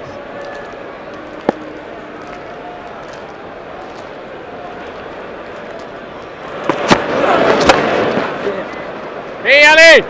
There's a fielder out there, so at the moment this is a good over so far, Lydia. Yeah, it really is. I'm sure we'll be mindful though, they're not a side who switch off. We'll be thinking about that man Sean Dixon, the innings that he played in the quarter-final. Looks warm, doesn't he? Full on towel, he's got the layers on. Trying to get in the zone. Pulled towards that vacant deep mid-wicket area.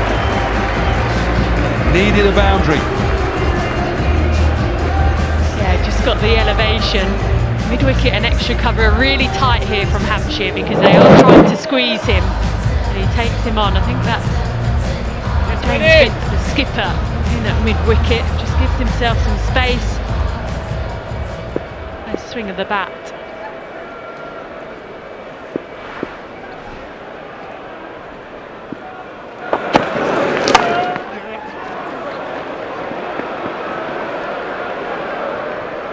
Oh, he needs it. He gets a bit of knee on it, and he goes over the boundary. Elliot just slides into it.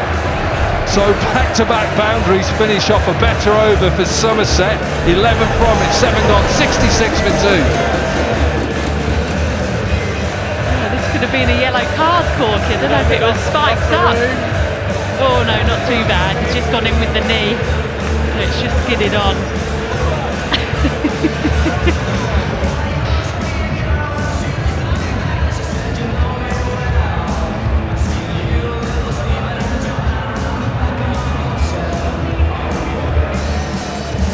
Need it first and then try to knee it again.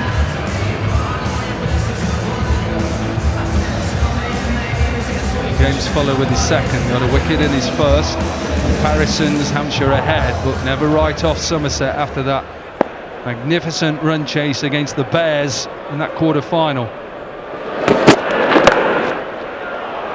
Clipped and beats that dip mid-wicket. That's what they need, get a boundary early on in the over. Freebie really from Fuller, a low full toss going down the leg side.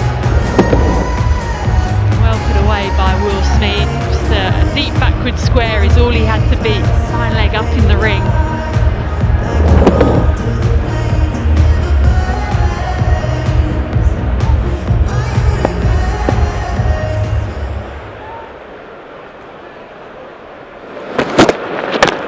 No!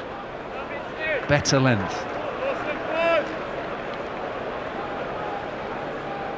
You want to say to Smeed at this time, Lydia, is if you can hit my back of a length that's coming back into you out of the park, then I might have to change. But I've got 3 fielders out leg side.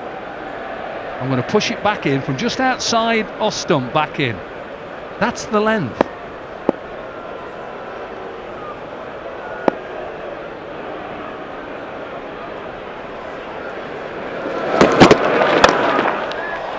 Length ball. Nearly. Again, if you hit you out the park, you've got to accept, okay, then I'll change, but you've got cover out there. What you haven't got cover is when it's half volley or full toss and you can just Clippingtons.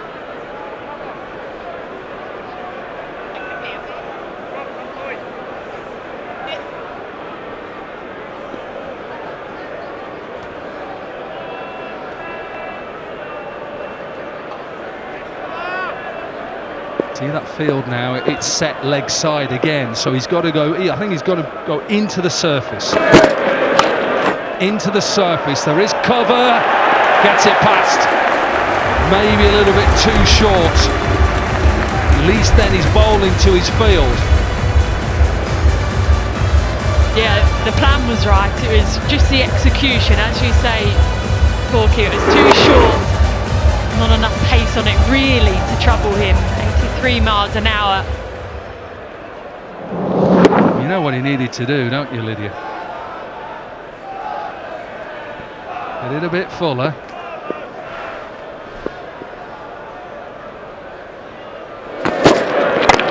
From the over so far. All of a sudden, this partnership building, 20 from 11. What do they need? 120 from 73. And Winviz is just starting now. Somerset coming back into it. Yeah, they're pretty much up with the rate. Just under 10s needed. They're going at 9.57, required rate 9.86, so they're there or thereabouts. High in the air, is it a chance? No, it's just going to drop right in the middle. Another 11 from the over there. A better over again for Somerset. 8 gone, 77 for 2.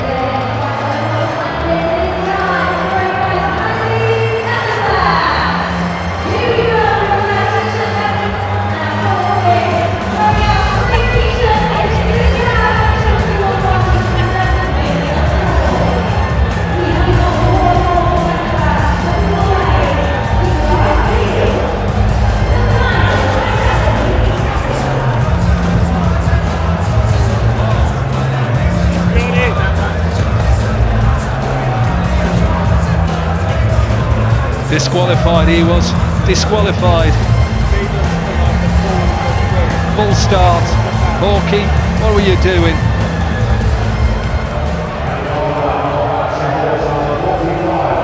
Steeler won it, first time. Steeler won it. Bjorn Fortain then into the attack. You wanted a bit of spin, now is the time. What are they going to look to play? How are they going to look to play him? Hit him out the park?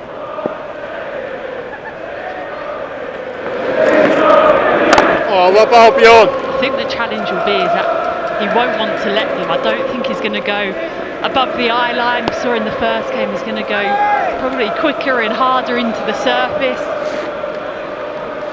Just have to make sure that he doesn't get too short. Now Will Smeed to just rock onto the back foot. Very nice and fine for a ding. And I think that's a bit of an issue as well because of how cold it is, maybe a bit of dew forming or a bit, the grass is wet, so spinner just makes sure that he dries that seam.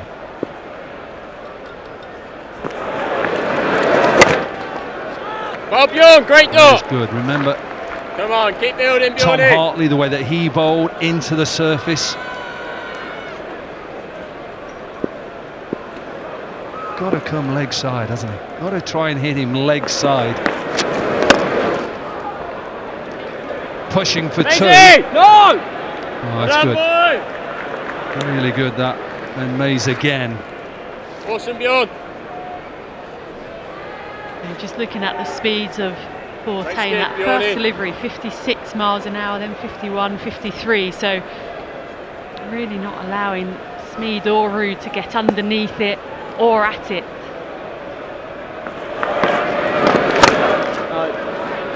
That is good. Great dot, Bjorn. Now the pressure building now because of how good this over has been so far. Just 2 from the first 4 deliveries.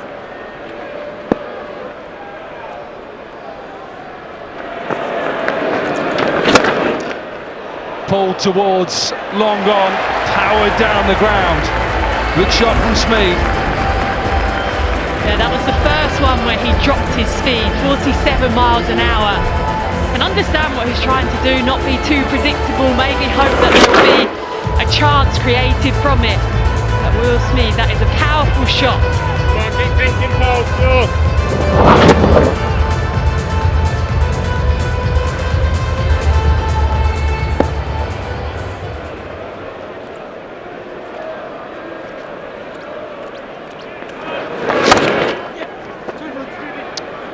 Could just be one. No, picks up 2.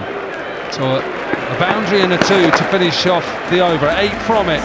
9 overs are done. Somerset still require 110 from 66.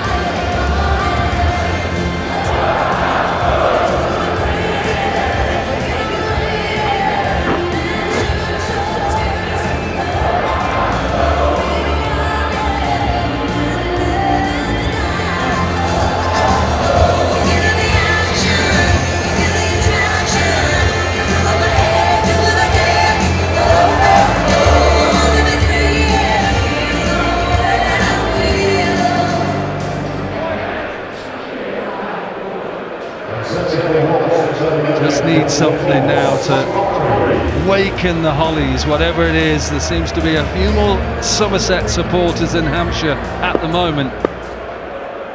Time for a curry. Doesn't get a bit of edge. Looks like it's comes off the thigh pad.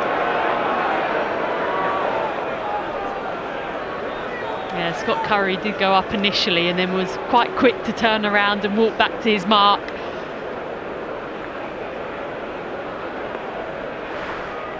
Just clipped the thigh pad on the way through. Yeah, lower part of it. Toby Albert also went low.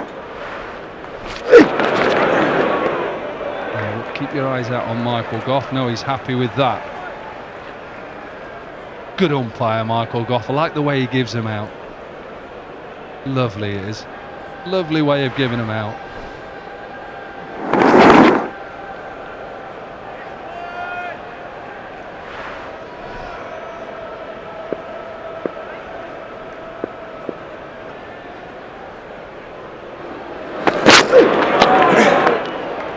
Slow ball. Oh, this is well played. Really good hands, and now he used the lack of pace and runs away for a boundary. I think that was Chris Wood who was trying to run round and cut it off. You saw earlier as well, he'd been taking on some gels and he'd been stretching his calves as well. Just to be a bit mindful of some cramp. Chopped on! Not the best of deliveries from Curry, but they don't care. They'll take the wicket. And Somerset lose their 3rd. Yeah, Scott Curry, another impressive young player coming through. He bowls the important overs, the ones under pressure. Just got hit for a boundary with your corgi. It won't be the best delivery that he's bowled. It was a drag on in the end. Robert Croft special. But Hampshire won't mind one bit.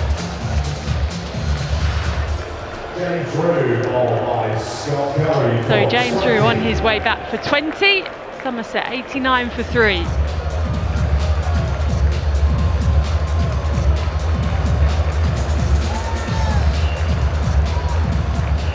Just starting to build a partnership, weren't they? Smead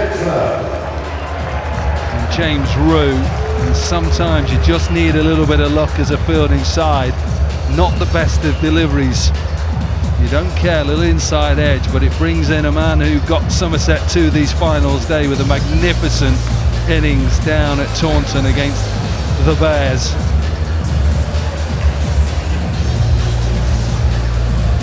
Sean Dixon,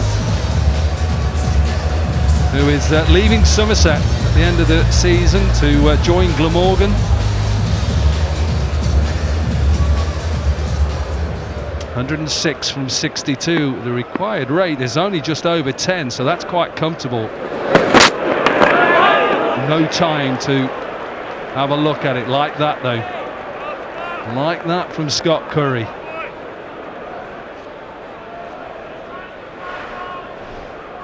Yeah, it was a full toss that brought about the wicket of James Drew. Inside edge. He probably wasn't expecting that sort of delivery.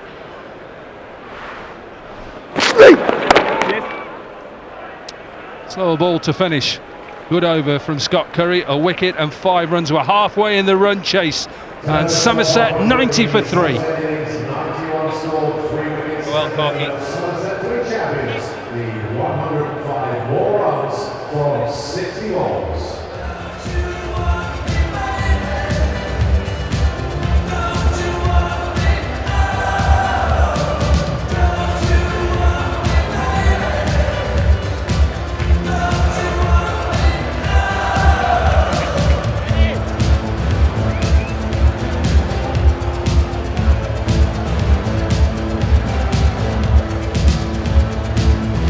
Halfway through the second innings of this year's Vitality Blast final, and Somerset find themselves 90 for 3, requiring another 105. You'd say Hampshire have got their noses in front right now, but having seen what Sean Dixon did in the knockout phases of this tournament, anything can happen yet, and Will Smead is a powerful striker of the ball, and they've got some batting to come. Gregory, Green, Overton. So there's a bit of depth to this Somerset side. That rate to 12 quickly, come on. 5 down, 12 and over.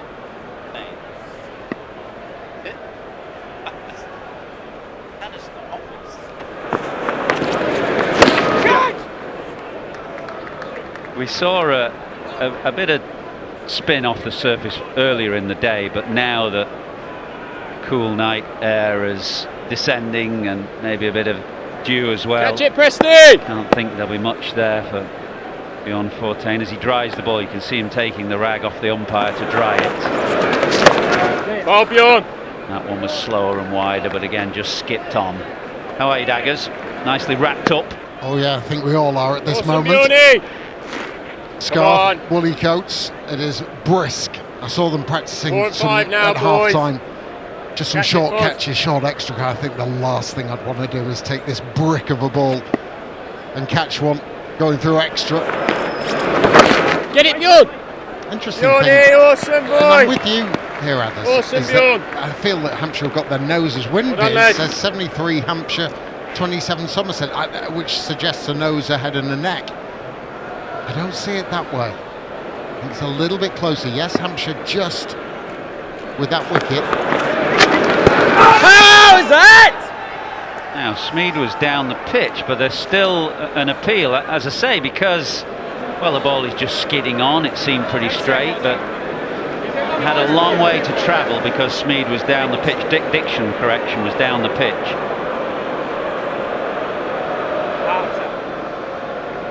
Got a feeling that that's the right decision. It did straighten a little bit, but he's come from very wide.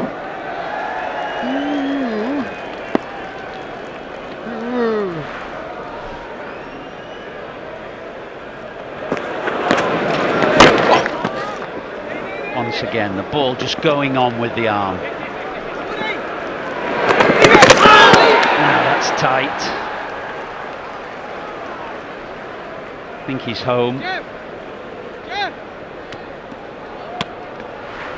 think Michael Goff gave it not out immediately without even having to refer. I wouldn't mind seeing the replay in the Hawkeye of that LPW. Interestingly, on the replay, I became a little undecided. I was just looking at another area of concern, and it's Chris Wood as he went to throw that ball. I don't know whether he's just tweaked a muscle or he's got a bit of cramp. He definitely went down in an ungainly fashion and hasn't emerged yet.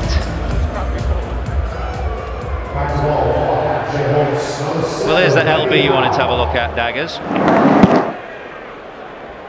Yeah, you can't see off leg stump. Maybe just sliding down. Ooh. Not a huge amount in it. There's just so much guesswork, though, isn't there, for the umpire there? You know, Dixon's got what 2 or 3 strides down. Umpire's got to do a lot of extrapolation. He's got to go with his gut, and I think you take all of those factors into consideration when you're making that decision. And always, when the ball has got that far to travel, doubt will naturally ensue.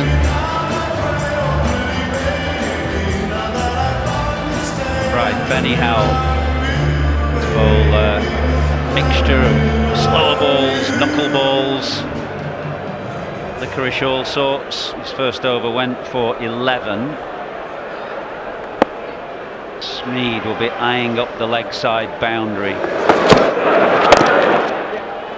Muscles this down the ground, but only for a single. The breeze has dropped, hasn't it? So it brings that leg side to our left now more into play than it was earlier in the day. Yeah, very much so. It is quite still now. As you say, there is a chill around the ground. It just feels, others, like they need an over to just keep in touch. A 15, a 16. Yeah, that's how the day has gone, really. Just thinking in my mind's eye, Brilliant, the boys, 3 come games on. that we've seen, they've just been, as we got through Great to the ones here, second Benny half Trout. of each innings, there have been a couple of overs that have gone for a 17 Howler. and a 19. There was one that went for 21 when Lancashire were playing. And those are the overs that have enabled the scores to bump up. It's been a high-scoring day, and credit to the ground staff for producing conditions that have encouraged that.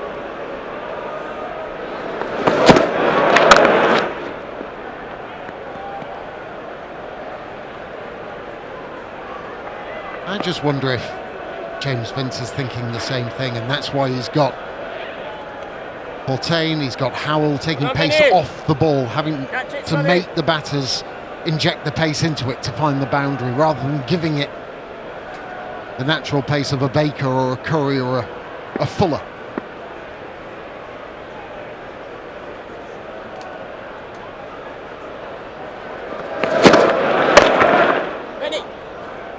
Put down, was it?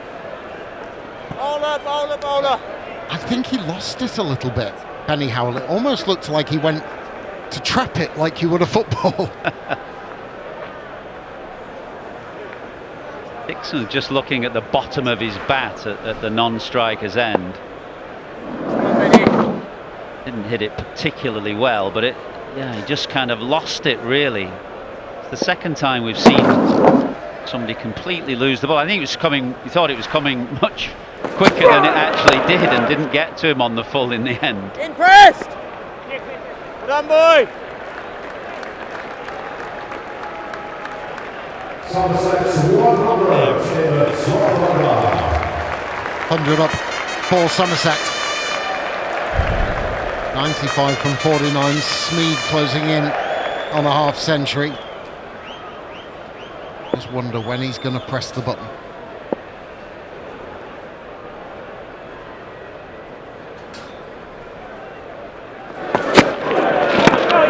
Ball. Awesome. That is an excellent over from Benny Howell. Just conceding 6, 4 singles and a 2. That dot ball to complete it. Really good over. 100 for 3 off 12. Well, you mentioned it a little while ago about Dixon's heroics and pyrotechnics in the quarter-final. Many a time we've seen Lewis Gregory be able to come out and from the word go strike boundaries and hit the big ball, along with Ben Green, Craig Overton as well. So it's not panic stations yet for Somerset, not yet. But you feel that acceleration with Smeed. Good! Awesome, boy! It needs to come sooner rather than later.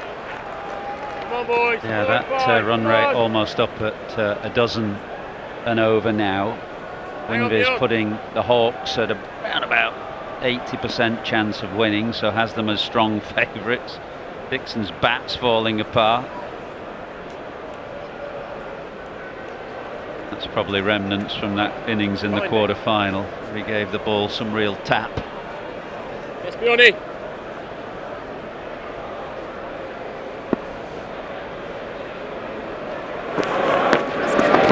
Get it! Oh, Bjorn! Pressure's just building, and Awesome, Bjorny. as you say, Daggers, you feel that Brilliant, Bjorn. Come on, boys. something's got to give. Smeed on 46. Come on, 4 and 5 now, Bjorny. 4 and It's also 5, looking at where boys. his options are. He's very strong through the offside. Does he take the gamble, move leg side, try and go over extra cover?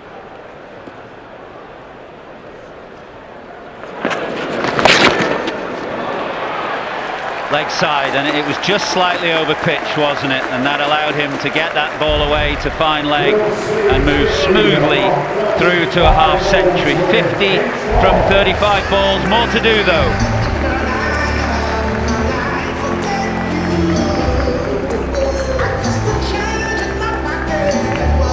17.50 in the vitality blast for Will Speed. Pretty steady strike rate, but it needs to be added to. He's the set batter.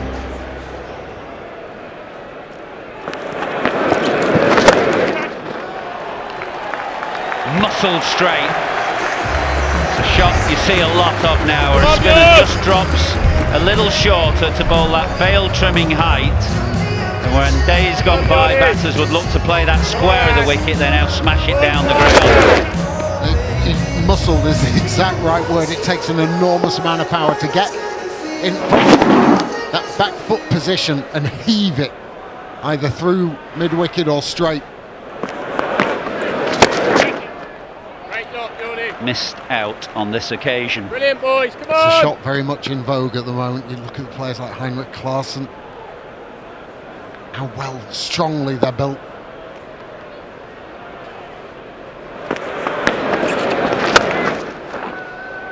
Slower, wider, Smeed finds deep cover where the fielding is solid. 110 for 3. A successful over 10 from it, but it's still not enough.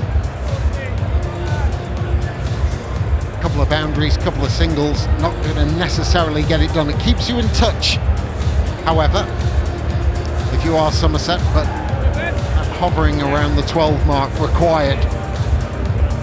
Sean Dixon, 7 from 11. When's he going to start getting going? Going to stick with that slower bowling.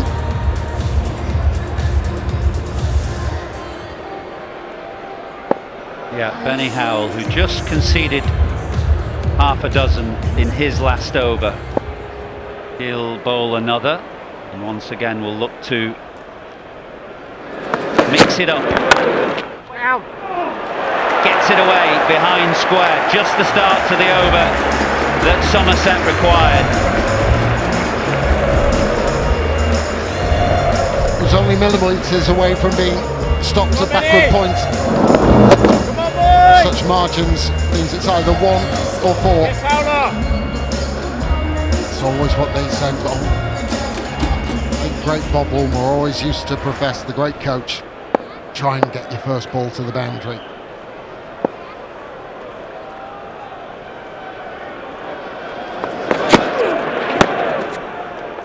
Slower this time from Benny Howell. Smeed was looking for that area again to slice it away behind square. Great dot, Benny. Well, I always say, where's your 1, where's your 4? Now you've got to be thinking the latter than the former. KP used to say, 6, 4, 3, 2, 1. Where are your boundary options? Backward point, his favourite. Big acreage through mid-wicket. Spin, spin! Ali! They might try and pressure for 2, yeah. They get 2. The fielding will come under pressure in the last 5 or 6 overs of this game with a greasy outfield. Just keep your eye on Hampshire and see how they go. Keeping an eye on Chris Wood after you mentioned it, Howler. because he's going to be so valuable in the closing stages of this game, as he has been for Hampshire for a long time. He's down at short fine. Doesn't have to do a great deal of movement at the moment.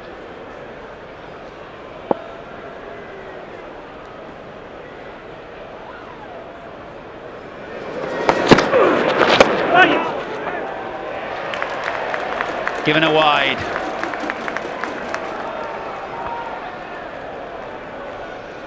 Come on, Benny!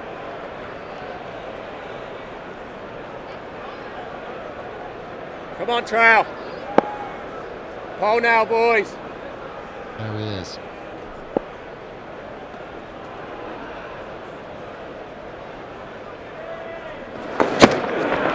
Benny! Well done. Steve!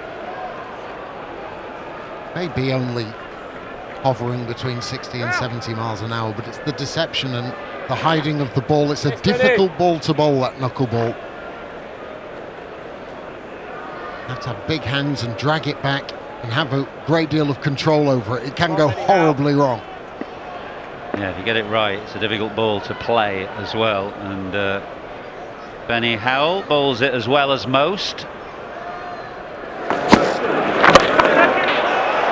It's gone very high, this, and should be taken. No, down it goes. Scott Curry out in the deep has put one down. It should have been taken. Almost as though he had too much time to think about him. He got himself in the perfect position, got himself set under it. A night sky, which is now clear. Straight through. He had a couple of grabs at it as well, couldn't cling on. How costly will that be? We shall see. Another pretty good over from Benny Howell. He did well after that boundary went first ball, 119 for 3.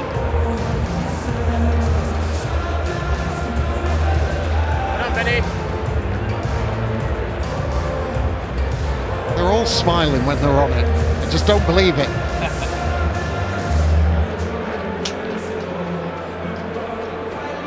Come on, Bjorn.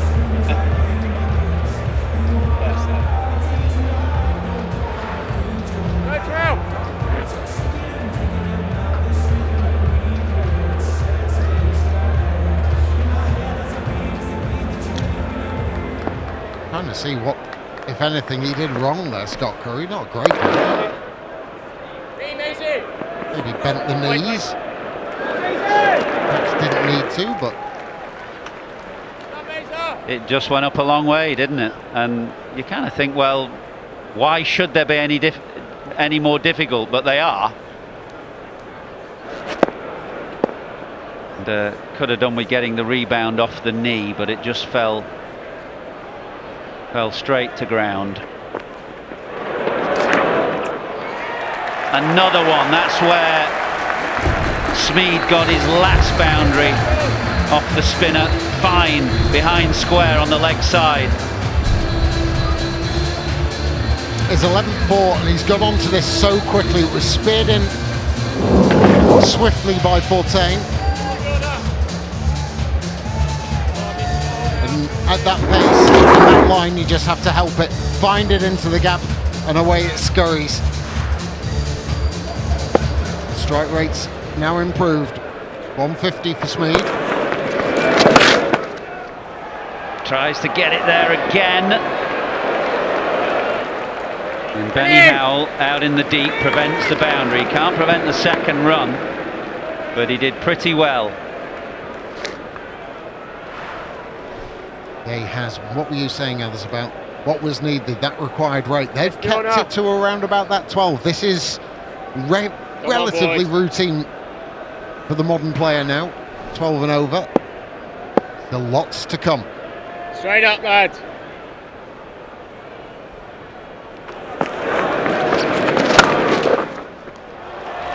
Gets it away, finds the gap to the left of Vince at extra cover. He beats Mays on the right at deep cover. Good over this for Smeed and Somerset. Well, we were chatting about that over that Somerset perhaps needed. And 11 off the first 4 is going to help in a big way. Fortain just hanging it out there, just a fraction short, allowing Smeed to carve it through the offside.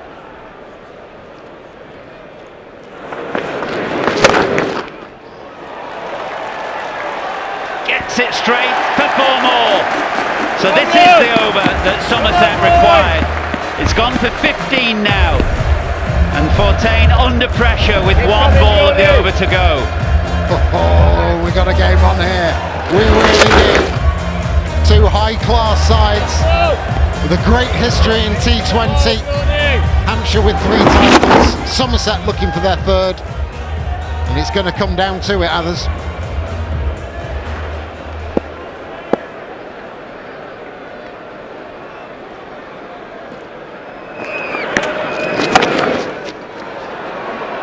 swings it away leg side.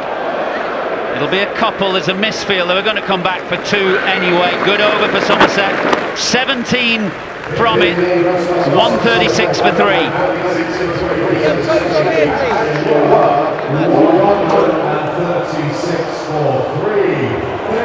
Somerset lead 59 more from 30 balls.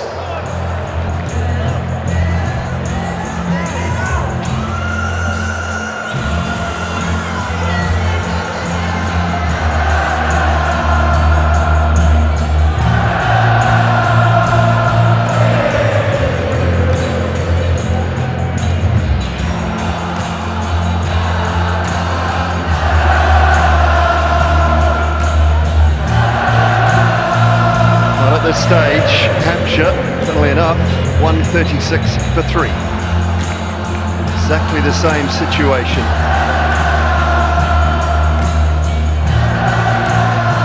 So, Colonel Sanders has brought his chicken along.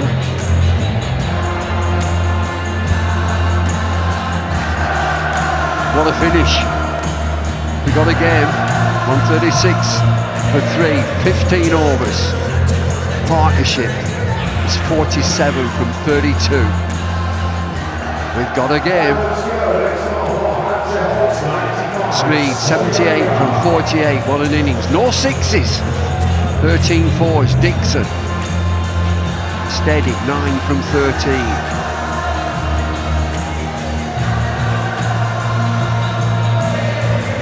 At this stage, Hampshire 136 for 3. Somerset 136 for 3.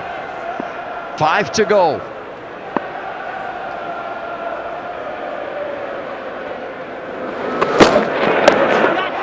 Oh, that'll be plenty.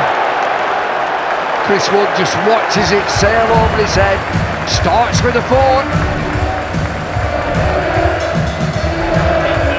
Oh, Sonny Baker, been pretty good tonight so far, but I think he starts with an off-pace delivery, little cutter. Just allows Dixon the time and the room to get underneath it. 50 partnership up. And they're working hard. James Vince and his team out there. Sonny Baker is pushing players back. Chris Wood has dropped back to fine leg. Suspect there won't be many slowies.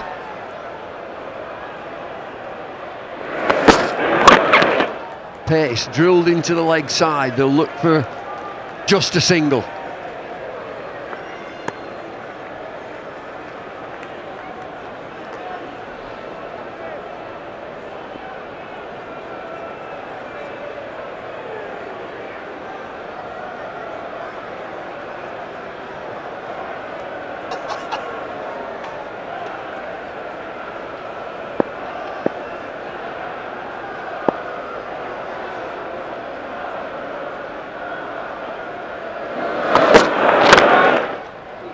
Dot ball, precious dot ball. Just have a look at that drop again. Steadied himself. It's gone straight through him like a Vindaloo.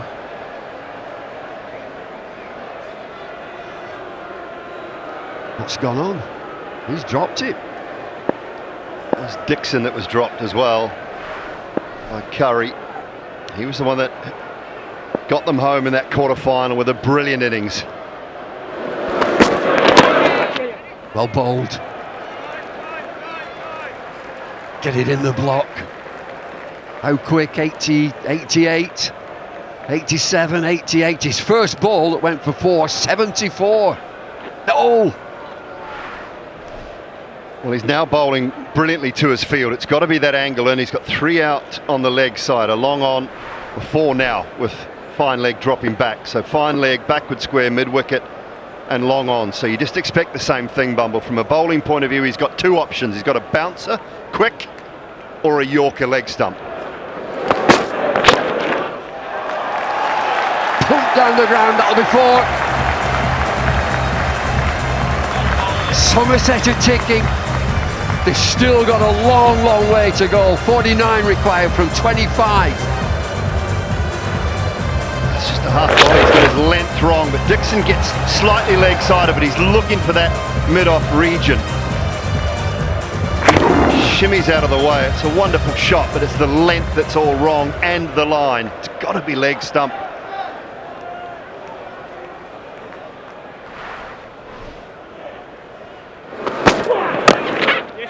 That's a slower ball, I think. It's gone for a single. Ticking it down, Somerset. 48 required from 24. End of the over. 147 for 3. 4 to go. Look in their eyes of the fielders. Just look in their eyes. Are they under pressure? Can they see it slipping away? Partnership is 58 from 38. Got to stay cool. The ball is wet. Look in their eyes to see this fielding team. Do they get under pressure? Can they see it slipping away?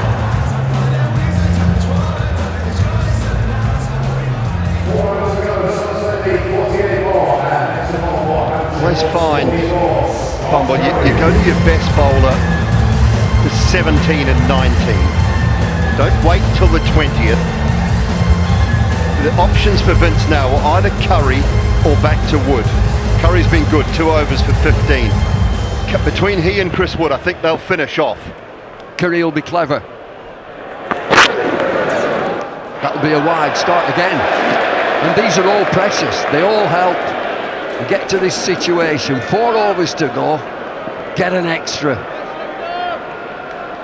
Now look around the field and okay, the options for Curry. He's got a deep third, cover point, and then 3 out on the leg side. So he's got options of wide Yorkers, pace off, or again jamming it into leg stump. It's wide again, but it's okay. Just a single. And when you go wide with this field, you take pace off because it's really only likely to go to that third region or the backward point cover point region. You can keep your mid-off up. Now he's moving mid-off back. So he's trying to cut out the leg side, isn't he? You're not going to hit me leg side.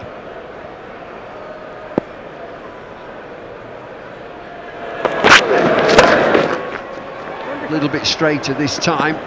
They might get 2. They should get 2. Well, everything in this over has been off cutters. 150 comes up for Somerset. They've all been off cutters, pace off. Does have that ability to jam in a really good Yorker. I think we'll see it, whether it's this ball, maybe the next. But that will be the change up for Scott Curry. It'll be the quick one in at leg stump.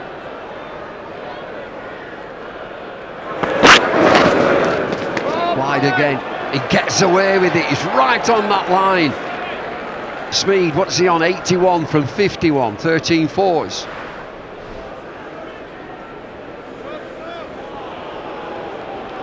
Bang on the line. Okay with that. I'm happy with that. Nice do as a bowler. Hello. Get one of them bananas to throw it back. Well, he's outthought the bowler here, Smeed, because the previous delivery was the one I was talking about, 84 mile an hour. He knew he was going back to that cutter. And this is a long way outside off stump. He just swung with it, with the turn. It's the off cutter, and he decided he's going with it to the hollies. 87 for Smeed. Keep your eye on it. Hit it hard.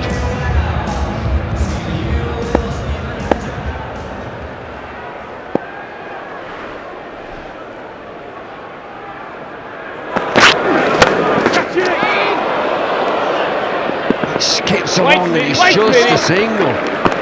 Super shot just for a single. And that would have been a wide again.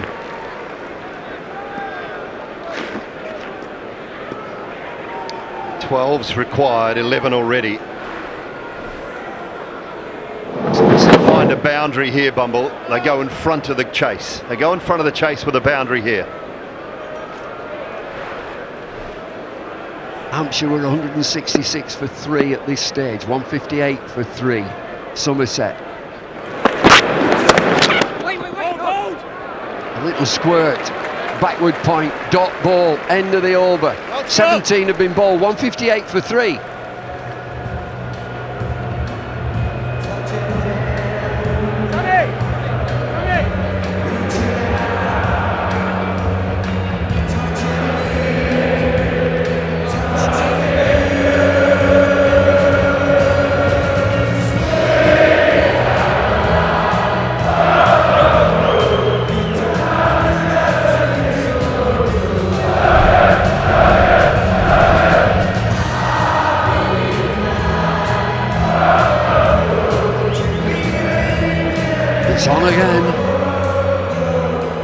3 overs to go then, 158 for 3, Somerset. They need 37 from 18 deliveries. They've got wickets in the hutch. Will Smeed, 88 from 54. Sean Dixon, 20 from 19. Benny Howell with a wet ball. He's bowled 3, this is his last. He's gone for 26. James Vince has got to get in his mind who's going to bowl these last 3.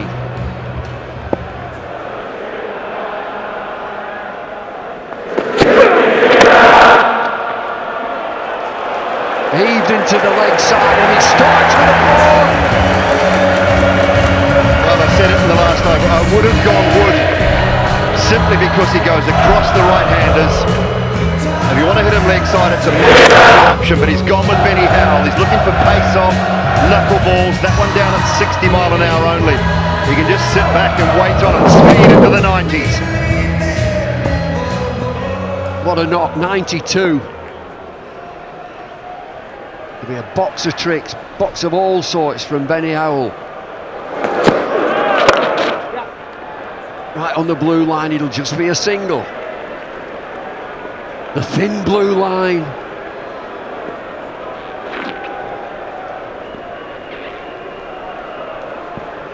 Dixon's now got to just get going a little bit. He needs to help Smeed out. He's only going to just a tick over a runner ball. He does have the power. If Howell goes pace off and wide of off stump, he loves that shot over extra cover. Plenty of room there as well. That's his shot. Shot's on.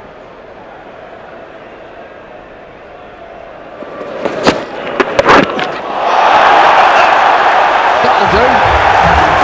That'll do. Someone near extra cover. Was on the offside, Bumble. What a shot this is. Benny Howell's gone pace on, and pace on 69 mile an hour, but this is something else from Dixon. Into position early and just helps it on its way. Vince working overtime now. 26 from 15 required. Where's the shift? The shift's got to be Somerset. Partnership is 80 from 47 deliveries. Dixon on strike again.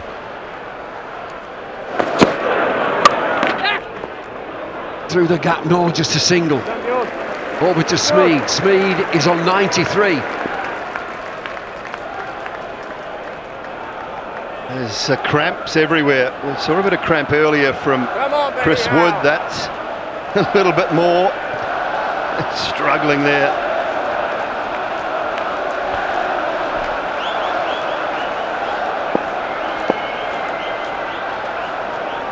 Got through a bit of work yesterday, then travelled overnight beyond 14.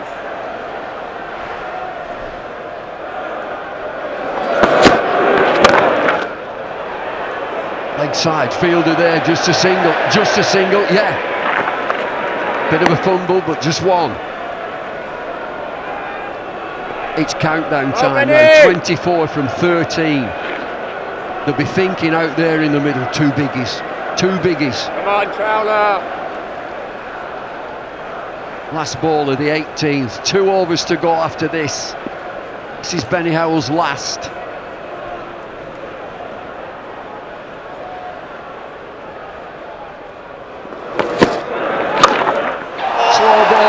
Slow ball. Oh my goodness me. It's a biggie. Perfect end to the over for Somerset. They're getting there, 177 for 3. Well, it is that man Dixon again. He was simply brilliant in the quarterfinal. He's now joined the party of Will Smeed. It was a runner ball, he's now 33 off 22. And that over of 19 has turned things right back in Somerset's favour.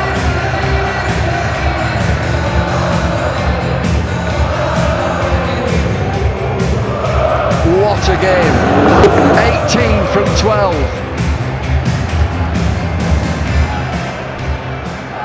Hampshire now with it all to do. partnership, 88 from 50 deliveries. Smeed is on 94, Dixon is on 33, Smeed is on strike.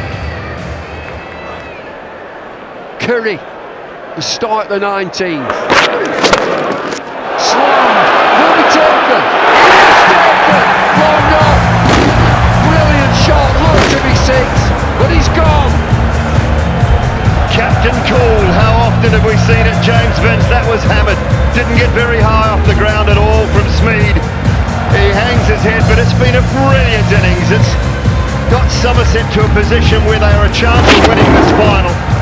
Couldn't quite match the feats of Chris Lynn with 100 on finals day, but it's been a superb knock, ended by a very good catch. And Hampshire, maybe they believe again now, the Hawks. Vince with the catch, he'll get the applause, he'll hang his head a little because he's disappointed, but don't be, young man, that has been a superb innings. It really has. 94 off 58, you've given your team every possible chance. Smeed goes.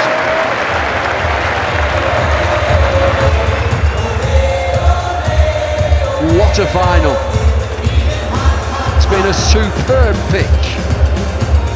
Players will have appreciated that, the crowd definitely will, but we've still got a game on here. 18 required from 11 balls. Captain Lewis Gregory at the crease. Is he going to be Mr. Calm?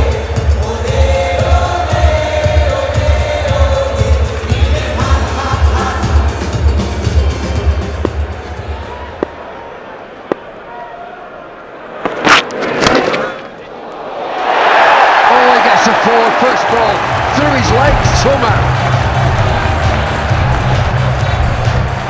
Well, Curry's got the spot on. This is just a little bit of good fortune from the batting point of view. This is a very good Yorker. Right in it off stump. Get the nutmeg. Gone for four. Look how deep he is in the crease, almost behind the stumps. Squirted it through his legs. He can't have been thinking of that walking into bat. I'm going to squirt one through my legs for. Pulled away into the leg side, it skips away, there are two fielders there, they will get two. Closing in Somerset.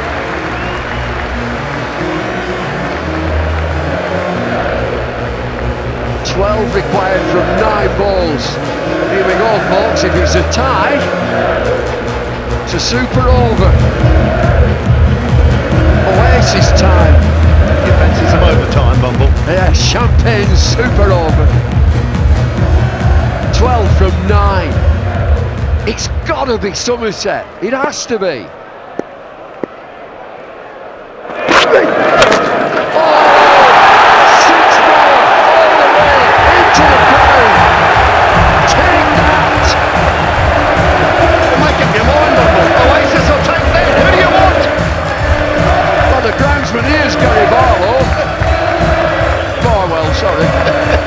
What a lovely strike down the ground this is. Lewis Gregory. Well, I said James Vince was captain cool a few moments ago taking that catch, but what about this start? Little bit of good fortune with the first, but that is just pumped down the ground. Superb from the Somerset skipper. Going to be a little break here. They've got the ball wet. They've got a blanket or something or a towel coming on to wipe the ball. Just stop the game. Stop, delay the game. 6 to win, 1 hit. You wouldn't bet against it. 1 hit. Lewis Gregory, 12 from 3 balls.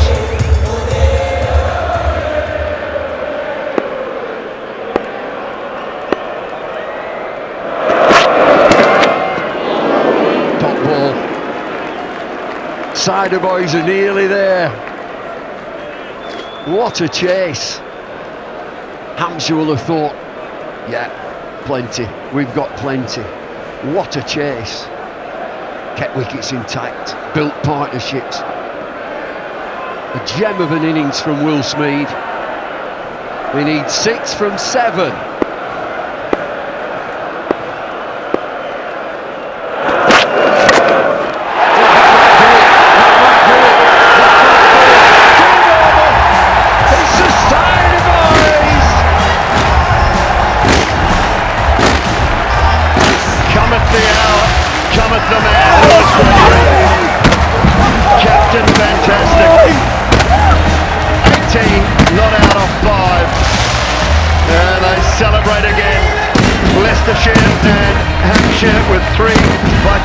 last final wins, and now Somerset join them. What a game! Absolutely superb game of cricket, superb day. Wonderful pitch, loads of drama, fabulous entertainment, fireworks into the night sky. What it means to all these players, the domestic players, T20 finals day, not to be missed. Well played, Somerset. Commiserations to the Hawks, but you provided some fabulous entertainment. Absolutely superb.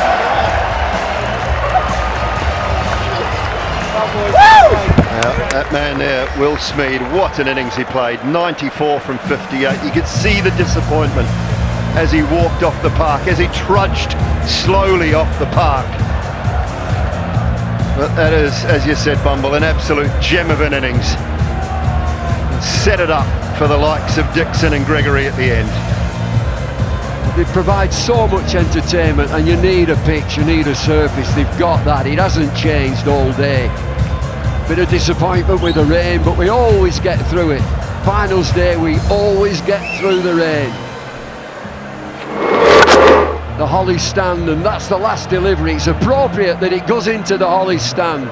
They've had an absolute ball. They contribute to the day. They have a wonderful time. They're looking for tickets from now. Stand and admire. Gets it all the way. Lewis Gregory, 18 from 5 deliveries. That's a captain. Well, he just continues to deliver. He really does, Lewis Gregory. He is an admired skipper. He's a leader. He does the tough work more often than not.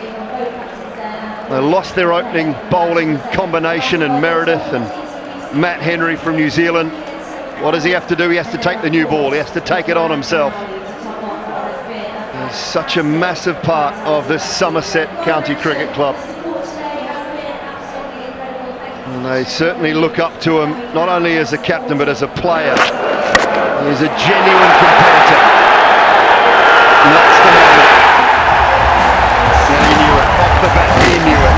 It's the technique again. We saw it perfectly here from side on. Get it deep in the crease, stand still. Deep in the crease, stand still. Play your shot. Great scenes. As ever, some wonderful scenes. Lydia, she's got Sean Dixon. Well, I'm joined by Sean Dixon. Sean, firstly, congratulations. What a feeling that is for you and your side. Yeah, thanks. Look, I'll be honest, I'm not really sure why I'm standing here. The guys, they did fantastic tonight, I reckon. Oh, well, Smeed, special. You know, I know he's been working so hard for this. He's been in finals there for 5 years, but he's wanted to put a knock like this in. Louis, to go and hit 18 off that over is something ridiculous. This is a very special group, and I'm very proud of the guys. And I guess not just about tonight, your knock in that quarter-final was phenomenal. I think Lewis Gregory said to me it was the best T20 knock that he's seen. So clearly for you, something is working in this format of the game. Yeah, I didn't really do that tonight, I'll be honest. Struggled. There was a bit of a slower deck with the spinners. But yeah, look, I really appreciate it. He's a great captain, great man, and it's just a great group of guys, to be honest. And the highest run chase on finals day, a quite phenomenal achievement. When that target of 194 was posted, what was the chat at the halfway point? We've done it so many times this year, and we'll do it again, but it's just that self-belief. Trust the process, as I say a lot, but yeah, no, just really proud of the guys. And obviously other players as well involved. You've got people like Craig Overton, been around for a long time, Ben Green, Will Smeed as well. It really is a genuine team effort as TKC comes in. We're just talking about what a side you are. A few of you have been together for a few years now, so that feeling for both of you must be brilliant. Yeah, no, it's amazing to finish a kind of campaign like that. Smeedy, Dicko there at the end, and then Lewis to finish off was, yeah, it's amazing. I love being part of this group, and we're a very special group, so it's very nice. And in front of your newborn as well, I think. Is that the case? Yeah, no, he was probably sleeping the whole way through, so, but no, yeah, it's very special. It's been a special year for me, and this has topped it off. I mean, having my child's topped it off, and this is a close second. And what's tonight going to look like for you? I'm guessing an early night for you both. Yeah, a quiet one, and yeah, we'll see what time we wake up in the morning. And just give us an insight into this day in itself in county cricket. You guys spend a lot of time on the road. There's obviously the 4-day stuff, T20, the Metro Bank as well. Where does this rank in terms of your days and how special they are? It's a really special day. I mean, it's something that they've put on for years now, and I mean, it just draws the crowds. The Hollies has been fantastic this evening once again. But yeah, it's just a remarkable day, and yeah, I mean, all credit to the guys. They really did well. And similar for you, Tom, you've had a lot of travelling fans as well to come here to today and support you, and that must be a pretty nice feeling. Yeah, no, everywhere we go, they all come, and yeah, it's just amazing to actually be able to win a trophy for them. Obviously put right what we did wrong last year, so no, we're just over the moon with tonight, and hopefully we can keep going in the future as well. Brilliant. Well, I'll let you both go and celebrate with your side. We really enjoy watching you. Well done. Thank you very much. Cheers. Well, two happy lads there. And just for the record, let's have a look at that chase. Will Smeed, memorable, fabulous knock, 94 from 58 deliveries. Colin Cadmore threatened, 23 from 14, and then that partnership right at the end with Dixon and Gregory got Somerset home. It was a terrific batting surface, so not easy work from a bowling point of view. Surprised, I think maybe the cramp had something to do with Wood only bowling those two relatively tidy overs. Sonny Baker pretty good with a wicket, Curry with a couple, but a little bit expensive for his liking. Fuller with a wicket, and Benny Howell, that last over, the big over that Somerset needed, was taken from him. He finished none for 45, Fortain none for 39. So finals day goes the way of Somerset. Hampshire Hawks 194 for 6. That was a fabulous innings. Toby Albert with 85. James Vince in great support with 52. But Somerset charged it down. They kept the nerve. Great skill. Some wonderful hitting. Will Smeed with 94. Fabulous knock. Sean Dixon with 33. Colin Cadmore 23. And Lewis Gregory right at the end just finished it off. Somerset winning by 6 wickets.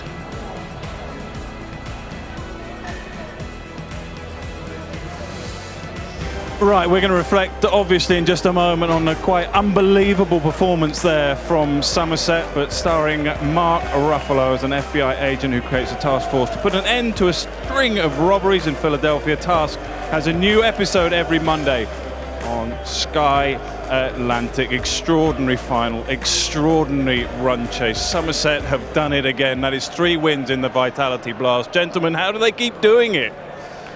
Well, they're a good team and they're a well-run club. They're always competing in most of the competitions that we see. They're one of the best-run county sides around. They produce a lot of good young players. They've got a good team spirit, clearly. They're well led by Lewis Gregory, and they've got some very dangerous players. The 5th finals day in succession, consecutive finals day, I think 11th overall, so they know about how to win T20 games. But under pressure, that was a really good run chase. I think, did we say the highest run chase in a final is 175? So they've topped that by a good amount. So to do that under pressure, exceptional effort. And you can't say that they're not the deserved T20 champions this year. They won 11 in the group stages. Obviously, an unbelievable win in the quarter-final as well. So yeah, deserved champions. Will Smeed, how special was that? I think we kept saying it, didn't we? If TKC doesn't do it, Smeed will do it. If Smeed doesn't do it, Dixon will do it. Dixon doesn't get there, Gregory will get you there. They've just got so many players that are match winners and that can contribute. They do a terrific job in the field. I mean, it was difficult for both teams out there in the field tonight, I thought. Very wet underfoot as we stand here now. So for the outfielders, you're kind of having to be a little bit careful with your feet. And, you know, there were 2s in places where if the ground had been dry, there would have been 1. But my goodness, that was a ballsy run chase. You know, 190 odd in the final. And at one point, it looked as though Hampshire had it as well. They had them, the rate was going up. The catch, I think, Dixon being dropped on 7 when the score was, what, 118 for 3 was huge, I think, a huge moment in the game. But this is Smeed. I mean, he's got incredible strength, incredible hand-eye coordination. He's backed up, you know, some of that obvious sort of talent, precocious talent as a youngster, as a ball striker, with somebody that has a bit of thought behind what he's doing as well. and they are just stock full of dangerous players like him. Fair to say it's been a day for the batters as well. I mean, the pitch has been excellent here. An excellent pitch at the end of a long and difficult season, very dry, and we've seen a lot of tired pitches in quite a few of the competitions that we've watched. Ground staff here have produced a belter. What have we had? We've had 100, the first 100 in finals days. I think we've had 4 scores of over 80, other half centuries as well. I'm not saying you just want roads all the time, but I think people come to a day like this, unlike perhaps in Test cricket where the best cricket is played when the ball is slightly in favour of the bat. I think on days like this, T20 days, you want to see the bat slightly ahead of the ball. That's what we got today, and we, credit to the ground staff for producing the conditions that has produced an excellent day. Lots of runs, people have enjoyed themselves, and the best team has won. Somebody like Will Smeed, it's a good story really, because like a lot of young cricketers that you see, young batters especially, that you see burst onto the scene, like a Jake Fraser McGurk or a Devalt Brevis, they kind of play eye-catching innings, they get sucked into franchise cricket, somehow lose a slight stage of their development, realise that they've got to try and play a bit more general cricket, and in Will Smeed's case he's come back to playing a bit of red ball cricket this year, and hopefully then they kind of run on with their career and get better and better, and that's the hope for Will Smeed over the next few years. Word on Hampshire, I mean it's not quite worked out for them, but they've certainly played their part in all the entertainment of the day. How will they look back on that final? Not too many regrets, I don't think. You put 190 on the board batting first, you're very much in the game. I don't know if there was a bit of an injury to Chris Wood. They certainly missed his nous at the back end with the ball, but I don't think you can have too many regrets about that. You got outplayed by a better team on the night. Both of those sides have now been in finals day 11 times. They're both wildly successful in this tournament. The last time they met in the final, it was Hampshire that came out on top. Somerset's turn this time, and who would bet against either of them being in a final or at least in the knockout stages when we get round to it next year, even though we're going to be in a slightly different way of getting there with the 3 groups of 6. But no, they've got the 50 over to have a crack at next week, 50, maybe a consolation they prize. They were in the final for that last year. It was interesting, wasn't it? Because last year you and I, well, we did half of it. You nicked off the can. I knew you were going to bring that up. It had to come out at some point, but you nicked off halfway through, and we went into the second day. But on that occasion, they refused to bring in any of the players that hadn't played in the group stage to get them there. So they played a very sort of inexperienced side and lost to Glamorgan in the end. I wonder, having lost this one now, whether they might go, you know what? I think we might sort of slip James Vince back in there and some of the big guns and try and get some silverware on the table. Enough from you. All right. We'll have more from you in just a moment. All right. Presentation is ready. What a day, what an evening it's been yet again for Somerset.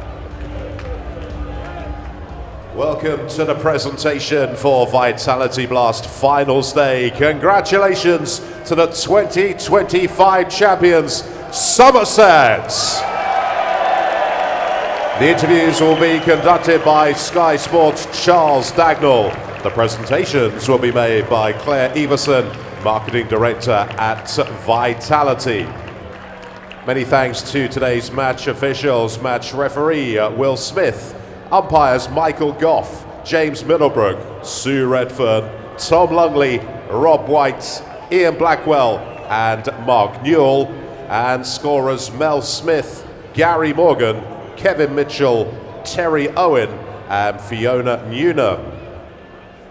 We can now announce the Vitality Blast Men's Player of the Year. This has been decided by the PCA MVP rankings powered by OFX. This player showed his all-round excellence throughout the summer, taking 20 wickets and scoring 452 runs to finish top of the MVP standings by a wide margin. The Vitality Blast Men's Player of the Year is Northamptonshire Steelbacks captain David Willey.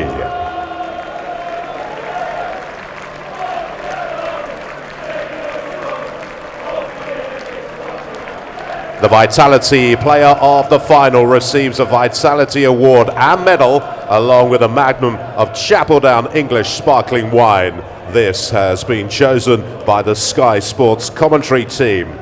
Mentions for Toby Albert and James Vince, who both made half centuries for Hampshire Hawks. But for a magnificent 94 from 58 balls, hitting 14 fours and 1 6, He deserved 100. The Vitality player of the final is Somerset's Will Smeed. Well, Will, if you'd like to receive your medal, your fluffy dog, and Magnum of Chapel Down from Claire Iverson, the marketing manager at Vitality. Will, hugely well played. What a feeling that must be to get your hands on the trophy once more. Yeah, it's unbelievable. I think we set out at the start of the year looking to win the comp, and it's great to have done that. What is special? What is the X factor within this Somerset side that has made you so successful but so consistent? I think we've got match winners 1 to 11, so you just have to hope it's someone's day. And we've been a pretty consistent side over the last 11 years, so there's a lot of role clarity. People know what the team need from them, and they just look to go out and execute. Let's talk about you and the work that you've put in to get you to the position that you have done today. I know you desperately would have wanted 100, but there's a lot of hard yards that's got into that.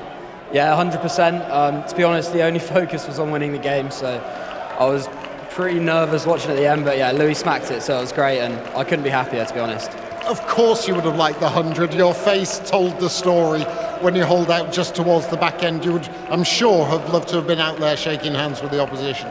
Yeah, I mean, the goal at the start of the innings when you're chasing is to be not out at the end winning it, so I think the disappointment was more in getting out as opposed to when it was, but yeah, I mean, we've won the game, so I can't complain. You play for moments like this. You know this ground pretty well, having played for Birmingham in the 100. What is special about nights like tonight? I think it's just playing with your mates and celebrating winning with your mates. It's the best thing about the game. I'm sure we'll have a great night tonight, but yeah, I mean, Edgbaston's an amazing place to play. The atmosphere's always great, and it felt like a home crowd today, to be honest, so it was nice. Well, look, it's been a fantastic knock. You entertained us royally. A wonderful chase. Congratulations on your award. Thank you very much. Time now for a word with the captain of Hampshire Hawks, James Vince. Well, Vincey, this is the interview you don't really want to do. Your thoughts on what has been a fantastically entertaining final? Yeah, brilliant game, brilliant day all round. Firstly, congrats to Louis and his team. They've been quality throughout the competition and obviously too good for us tonight, so congrats to them. And then to my guys, proud of our guys' efforts throughout the competition. I think we played some really good cricket in that final. A few guys were struggling with a bit of cramp and stuff, and yeah, unfortunately we came up just short. But yeah, immensely proud of the boys' efforts. Yeah, particularly our coach Adie's leaving after 7 years, and for us white ball players, it's our last run out for him. So disappointed not to get the trophy, considering he's leaving the club. But yeah, massive thanks to him. He's been awesome to work with over 7 years. Yeah, that's about it. He's been a huge influence to this team, and the way that I was saying to Will Smeed about the consistency that you have over the last sort of 7-8 years, and that is reminiscent in your side as well. Yeah, exactly. I said it pre-game, you know, Somerset are always here, always a tough game in the group stages. Generally they play better than us in the group stages and get a home quarter. We manage to always seem to do it away from home, but yeah, as I say, they've been awesome throughout the competition and deserve winners in the end tonight. If you could pick a moment or a couple of moments, because you played a hell of a lot of good cricket out there tonight in this final, was there a moment maybe that sort of turned things Somerset's way, do you think? I think the start we got off to, you could argue you'd want another 20 runs, and then with the ball, I guess when they're 10 and over, 12 and over at times, it's not one moment. It's kind of, there was one ball every over where they just managed to find the boundary when they needed it, and that's credit to their guys. Smeedy played an unbelievable knock. Yeah, as I say, just not quite enough in the end today. Another positive for you, though, is these young players that you're producing down at Hampshire. A fabulous knock today from Toby Albert, and that's again building blocks for the future. Yeah, he's been awesome throughout the competition. I don't know if he still is, but after the semi-final, he was the leading run scorer, so fantastic effort from him. We had Ben May, 17-year-old, come in, and he's played a quarter-final, semi-final, and final is his first 3 T20 outings. And when some of us older guys were younger, we got those opportunities. So although we've come out on the wrong side tonight, hopefully in the future, it makes them grow a bit quicker. It won't make you feel any better, but you have been, every credit to you and your side, giving us fabulous entertainment tonight. Bad luck today. Thanks, mate. Appreciate it. Thank you. And now let's speak with the winning captain, the captain of the 2025 champions, Somerset's Lewis Gregory. this interview is slightly easier, got to be honest, and you, I'm sure, can't wait to get your hands on that trophy. An incredible moment, an incredible run chase. Yeah, we like doing it the hard way, don't we? Yeah, I mean, obviously to drag it back, they've got off to an amazing power play, and then to drag it back to only be chasing like 190, I thought the boys did an amazing job there. And yeah, the way the guys, I guess, managed those middle overs, Smeedy, Dicko, I guess to give us a chance at the back end was, yeah, amazing to watch. What's it like watching in the dugout when you're seeing the side around about the halfway stage, and we were saying on commentary maybe it's time that you need one of those one big overs. It finally happened. What's it like watching from the dugout, being the captain? I mean, it's much nicer being out there. Yeah, I think it's one of them. They never got too far away from us, and we always knew that it was one big over, and you're back at tens, which is manageable. And I guess the boys, yeah, they rode that wave really nicely. Smeedy, Dicko, targeted the right balls and the right overs, and yeah, I guess, yeah, just super chuffed for the lads. Does it make it even better feeling that despite not having Riley Meredith and Matt Henry and Tom Banton, you've still got a squad that is capable of going out and putting in a performance like that? Yeah, absolutely. We say throughout our whole squad we've got match winners, and I guess big occasions like this, it's just about guys stepping up at the right time, and look, we saw that tonight. We saw that in the quarterfinal with Dicko, and that's what we've got running through this team. Is we've got match winners that on their night they will win a game on their own, and yeah, it's just amazing to be a part of this group. You said that you did well at the back end of your bowling innings, keeping them to about 190, but that's still quite a daunting prospect to try and chase down in a final. That surface, did you have the confidence in that surface? Yeah, we thought it's obviously a much better wicket than this morning, and I guess previous years. I mean, Pepsi came off and said, look, this is going to be a walk in the park, and I was like, I didn't quite see it like that, but yeah, it was a brilliant cricket wicket, I guess. I guess if you bowled the right balls and in the right areas, it was hard work, but if you missed, it was, yeah, you could get it. So yeah, it was a great day, a great surface, and yeah, thankfully we're going to be lifting that trophy in a minute. You're going to be lifting it right now. Thanks so much for your time. Well played. Legend. Cheers, Daggers. Appreciate it. Lewis Gregory will move across and join his teammates to lift the trophy. As we say, congratulations to the 2025 Vitality Blast champions, Somerset!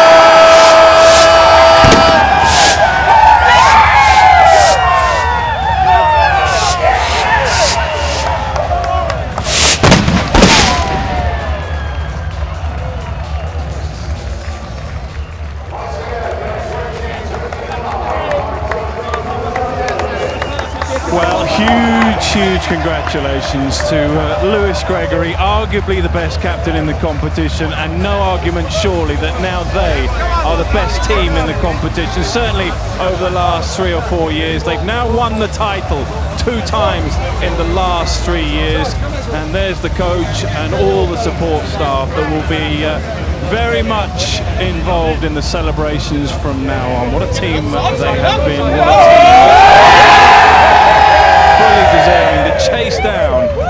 Wow, extraordinary run chase, really, bearing in mind the team they were playing against as well, Hampshire, with all their qualities. That is another unbelievable evening for that extremely talented side.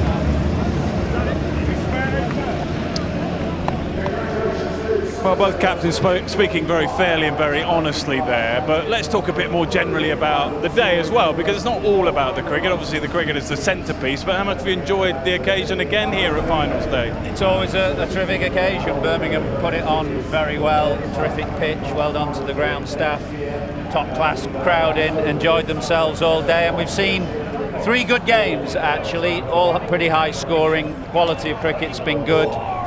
So it's a day about, I think, for a team like Somerset, deep connections really amongst their playing staff, many of whom will have been at the club for many years. Somebody like Sean Dixon may be bittersweet because he's leaving to go to Glamorgan. Not of his own volition as well, that's important. Sorry? Not of his own volition as well, they've not signed him back on. Connections between players and supporters as well, yeah. So yeah, a day of terrific connections. I think I am really happy that next year the tournament's going to be done before the 100 starts, so you don't get the situation where a lot of the players who are missing today will probably be playing. So Lancashire were decimated.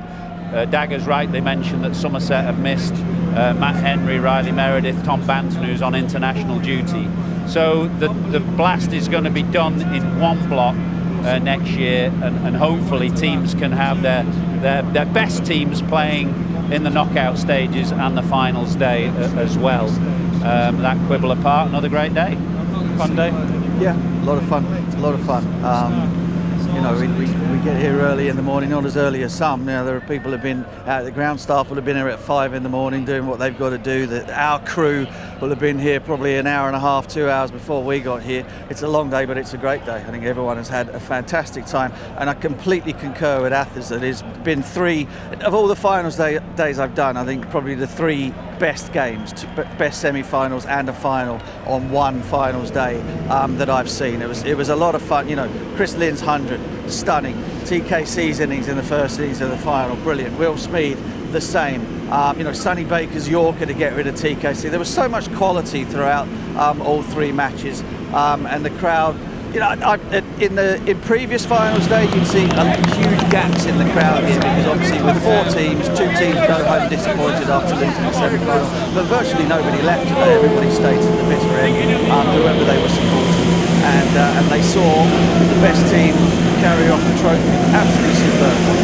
Yep, here, absolutely fantastic day. Another brilliant finals day. Thank you very much to you guys. Thanks very much to the team that have been here and taking you through the day. And many congratulations to those guys there who lift the trophy. As I say, for the second time in 3 years, they will be celebrating for quite some time.